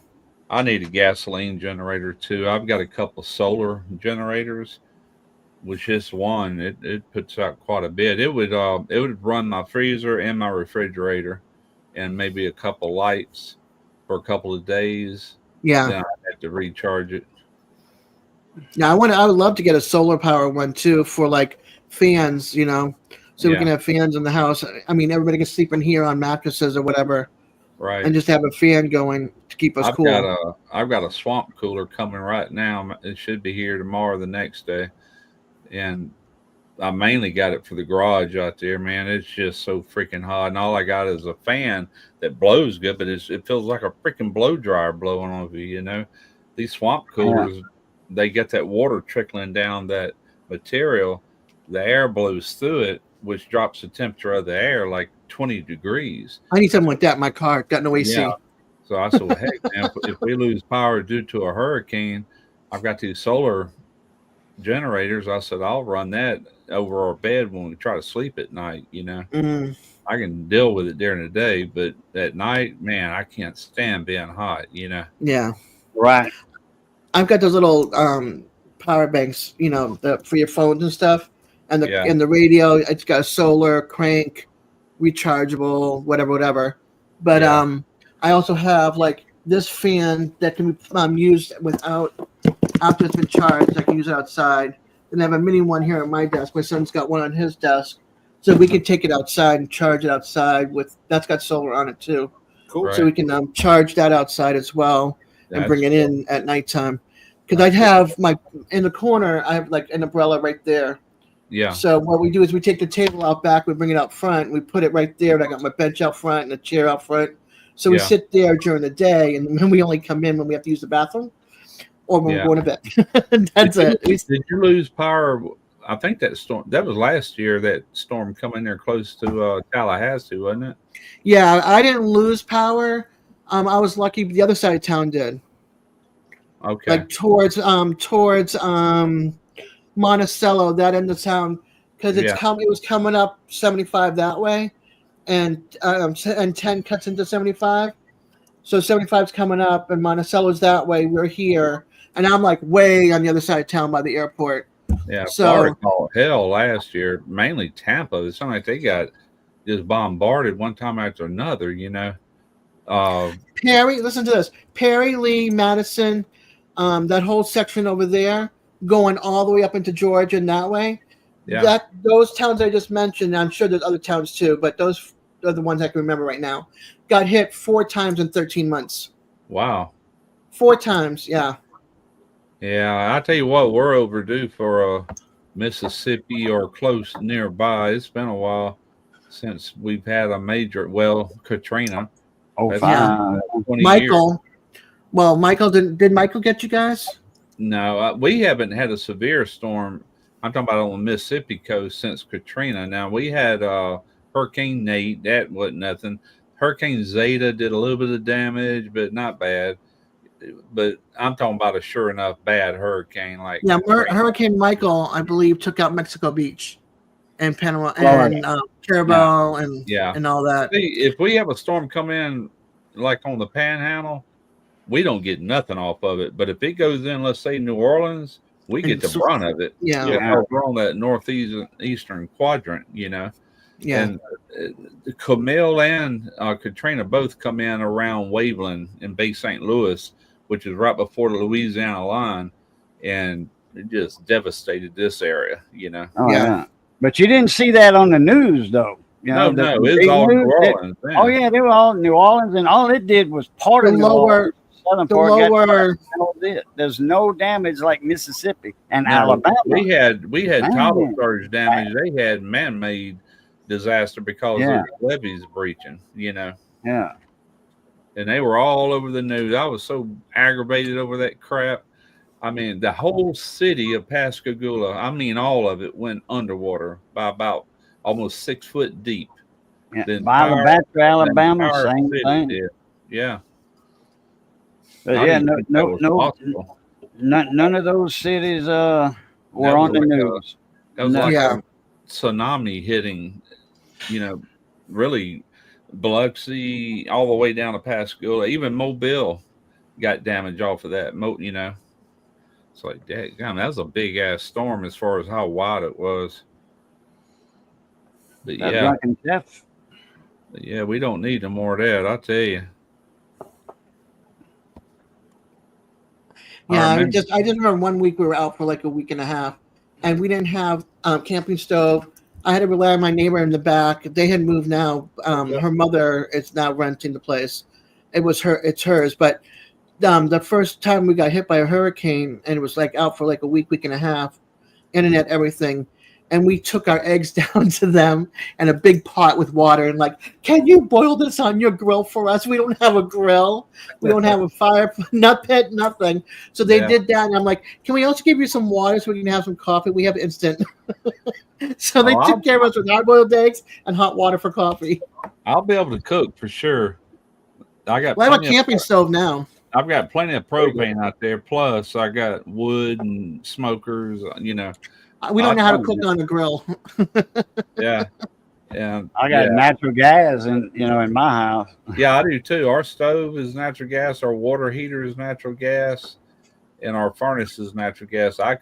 If my power ever went out in the winter, I could run the fan on that furnace with this solar generator because that furnace just plugs into an outlet right there. I could unplug it, plug it into the solar generator until they got the power going back.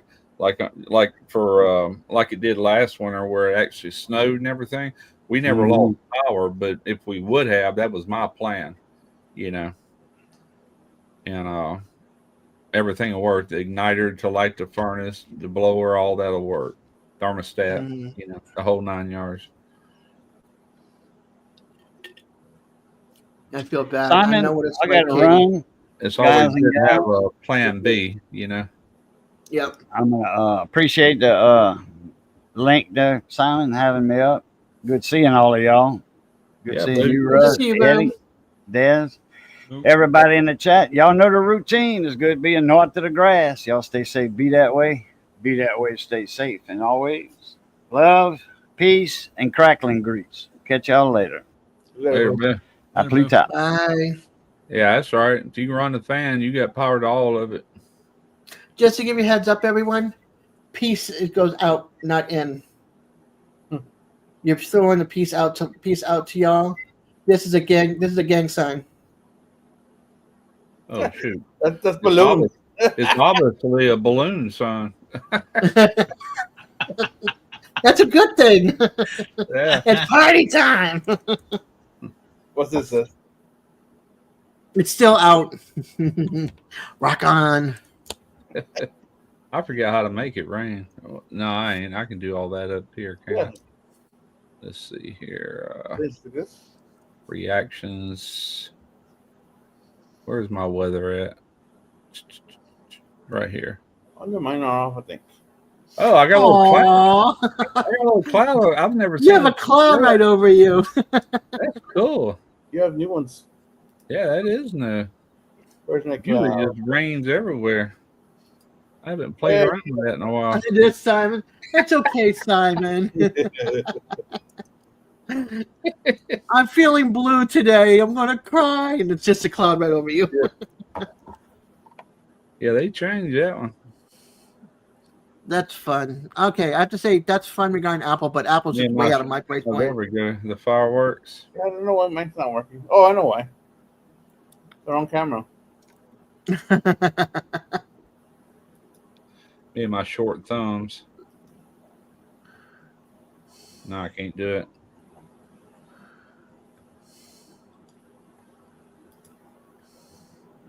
Well, look at mine turned out. Looks like Russ Almighty. Russ Almighty.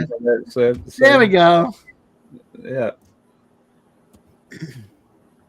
Yeah, confetti. They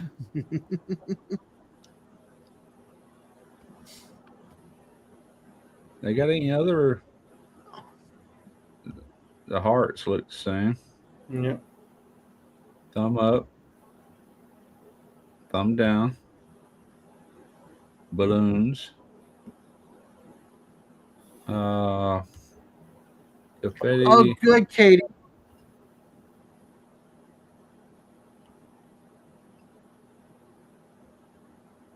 All right, I'm done. Emily, you've got Apple? Yeah, this is a MacBook. Yeah, Emily's like, how do you do the rain again? Yeah, you got to do it. You got to have a MacBook or in order to do it. Yeah. It's called Reactions. You can do it with your hands, but I'm just hitting the buttons and making it do it. I forgot how to make it rain. That was included with an update a couple updates ago. I guess on this last update, they changed that with thumbs down to make it rain. Both of them? Okay. That cloud following me.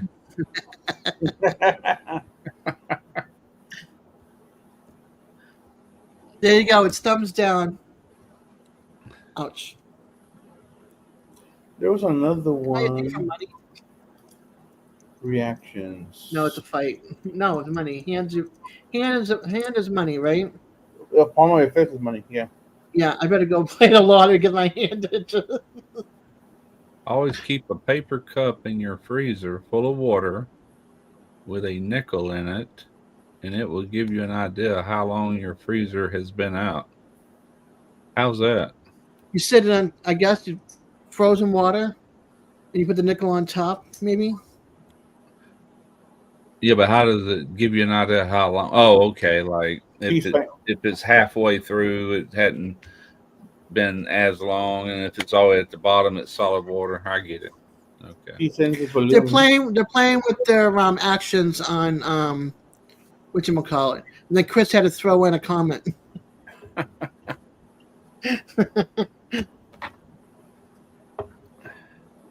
You know Chris's comments.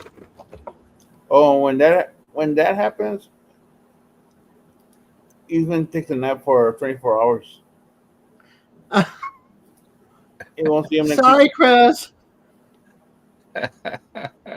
He's probably saying, "Damn that girl." I think those are the reactions. Like this, the parts. Thumbs up, and then thumbs down. Oh, he's there. Okay. This is the video. What? I thought maybe he timed you out for that comment.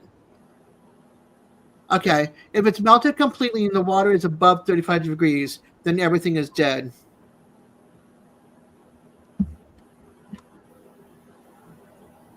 If it melts any, you got a problem. If it's in a freezer should never even get close to melting. Okay. I'll say I got that little square thermometer, a little digital thermometer, and every time I look at it, it's either sitting on 0 and at the most it's sitting at 5 degrees, and it kind of back and forth right in there. It holds within 5 degrees. So if I sit at 10 or 15 or 20, something's going on with it. It'll still be frozen, but I'm just saying you got an issue. I'm talking about a deep freezer or a freezer.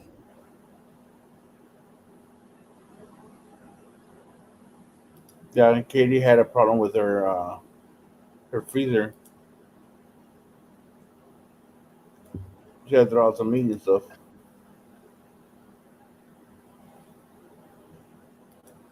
No, I've had that thermometer. It's been over a year. It's still working.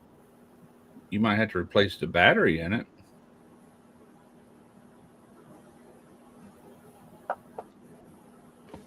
At least that's true in the one I got. They sell a bunch of different brands.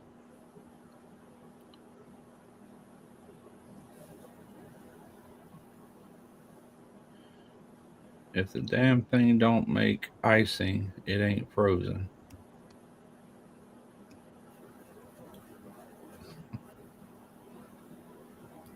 Chris.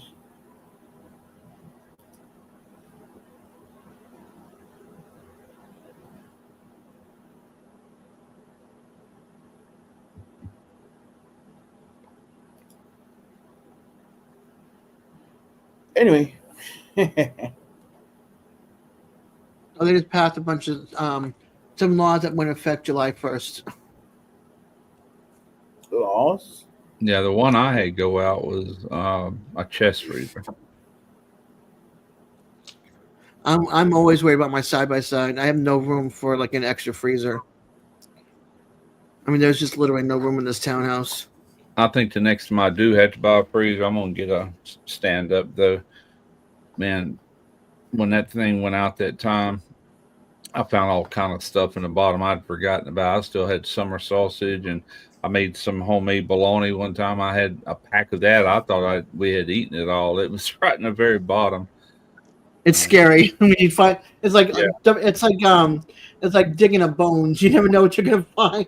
Yeah, but if it's on shelves, then it's a lot easier. You can see it. What you got in there, you know. Yeah. Yeah. Add on Des. What? The only good thing about a chest freezer, when you open the top, you're not really letting any cold out, you know, because it's cold falls. When you open the door, it like everything falls out, which it cools right back off. Everything's frozen. Yeah, I like my side by side. I just don't like the fact that my light is out and it costs $70 to replace it in my refrigerator. Not a happy camper. Yeah, my chest freezer, I think the one I'm talking about is like a 5 cubic foot. It's not. There's big. I just don't have any wall space or floor space for it. This townhouse is like the living room is narrow. Make the townhouse bigger. Don't I wish? I don't have enough closet space. Yeah, Chris, $70 to replace in this. It's not a light bulb. It's like a whole block panel thing that you have to take out and pop back in, and then another $50 or so to replace the filter, so we don't drink water out of the fridge. We use the ice for like when it's hurricane season. We need to keep something cold. We don't even get the ice out of there. My filter is like $30. Yeah, ours is 50 something bucks. Talking about My a refrigerator. Mm-hmm. We got one. The tubes go underneath. It's got a little light on it, and I know Tarina's probably replaced. You buy them at Walmart. Right. I knew she's replaced that thing at least 4 times, but we've been living here for what? Let's see, 11 years now, something like that. Yeah, they just went it. I mean, I went to we got this at Lowe's, I think, but I've been shopping around online. I actually forgot what the number is. I have to look it up and find out what the number. What the filter I need now because I don't have an empty cylinder anymore. I have an exterior filter that goes from the water line to the back of the freezer, and then I have one inside the freezer itself for the water. Yeah, no, Chris, I don't drink the water from the faucet here. It's too heavy and it leaves a white film on all our pots and pans and stuff. I drink that's why I have like bottled water all the time. I tell you what I did. I think it's Hurricane Zeta. It knocked our power out for 2 days, and I was able to get a hold of some dry ice at Walmart, a bunch of it, and I popped it down in that freezer, and it kept everything rock hard for them 2 days. Oh, that's nice. Yeah. Most Walmarts carry it. It's expensive. Right. Yeah, but I mean, you need it. Yeah. You need it. Yeah, the fun part is going around all over Florida, all over Tallahassee looking for ice. Yeah. She goes to the coast for a drink. Yeah, no, I do bottled water, Chris. I can't drink the water from the sink. It's nothing like up north. Oh gosh, Vermont. I would drink it right out of the tap. It was so good and so cold, fresh. Massachusetts, they finally fixed the filter and the system and everything.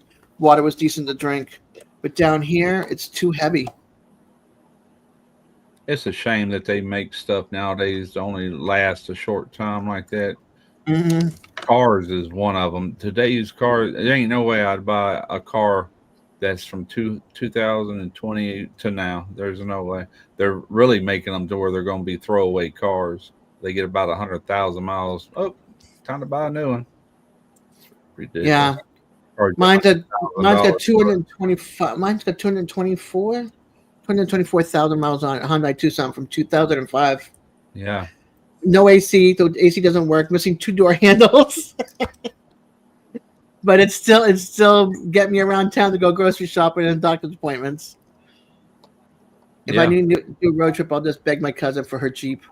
That's like my son. He got that. He bought it a year old. It was used, but it was still like brand new. It's a 23 or 24. I guess it's a 23 because he bought it in 24.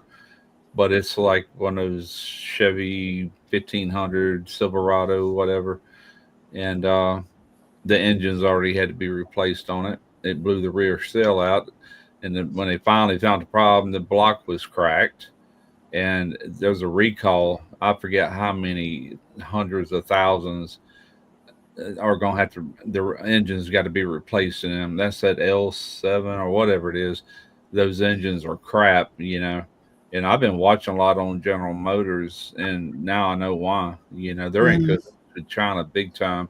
China has been, they freely gave them all kind of technology that they had like on electric cars and everything. Now China's pumping them out with GM technology, and it's fully built and assembled in China with a Chevrolet logo on it.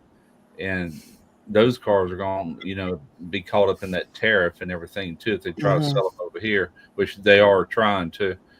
But it ain't just that, it's the parts. Everything is just junk now. You can do the best job you can on repairing a car, but it's only as good as the part. They used to say you're only as good as the tools you got to work with. Now you're only as good as the parts you're replacing. Yeah. Yeah, I'm like, I need to go to a pick and pull and start looking for door handles, because I'm afraid to buy something off the market and it'd be plastic and crap. Yeah. They love their plastic, that's for sure. Yeah. Oh, yeah. I miss my Chevy conversion van that I had. Man, that bumper, solid steel. This truck tried to cut my husband off. I was in the hospital at the time for 11 days because of my disability. I became disabled at that point, and a car went around on his right, and on the right where he went, it's all parking, usually right here, and then it's your lane, another lane, and then 2 going this way. Well, there was enough room because some cars weren't parked there, and he tried to go around, and he caught his front of his truck on our bumper and try to blame him for losing his bumper on his Toyota truck. And they're like, no, you went around on the right, which is illegal. You threw parking spaces and got yourself stuck on the bumper of the van. The van was in front. You did the damage yourself. Because I told the insurance company, and the insurance company goes, oh no, they are not getting money from us. What I was reading that thing, Katie says, I know the fridge is only 4 years old because, and isn't she the one that said it was a small fridge or freezer? I believe so. I wonder if she's got one like mine. This is what I had to replace right here. I told you I ordered 2 of them. It's $11 on Amazon. Yeah. This is a start relay right here for it. It's got that little round part right here inside. Yeah. There, if you take it apart, there's a little PTC thermistor in there. It don't have moving parts like old relays do with a coil, a magnetic coil. It don't work like that.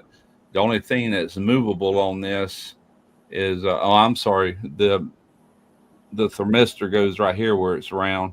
This is actually the overload, thermal overload. If the compressor gets overheated or whatever, it'll kick it out. But I'm wondering, 4 years old, I bet you that's her problem. It could be. $11 fix if you can get somebody to change it out. Beats buying a new one. I bet it was in a movie. I bet it was in a movie, Demotion. But yeah, I ordered 2 of them at $11. I said if it went out in 4 years, it'd go out in another 4 years. I still have to fix my dryer. That has not worked in like a year and a half. Well, it works. It just doesn't heat up. Yeah. But I got a video on my freezer on Skill Savvy DIY. It's like the second video ever made on that channel that shows you exactly how to do it. The only aggravating part, once you take the cover off, it's on the side of it. You take the cover off, make sure it's unplugged. They got like a little plastic cover that goes over the terminals on the compressor, and that's where that relay is. You have to take a pick to kind of press in to undo them little plastic clips to get that cover off. Once you get that off, shoot, 5 minutes, it's replaced. All right, Emily. Have a good night, honey. Yeah. You know what? I think I'm gonna call it a night. It's 2.5 hours already. Hey, this is what happens when you're having fun. Yeah. I'm using anything around here to hang up clothes so it can dry. Yeah, Taco's ready to go to bed. He's been ready for like 2 hours already. Yeah, poor Taco. All right, y'all have a good night. See you Friday, I guess, on Dez's live. Saturday with Double Dog, and Sunday with Lance. They changed the buttons on this, didn't they? Yes. Okay. Yep. Yeah. All right, guys. All right, y'all have a good week, everybody. Later, chat. Stay safe, everybody.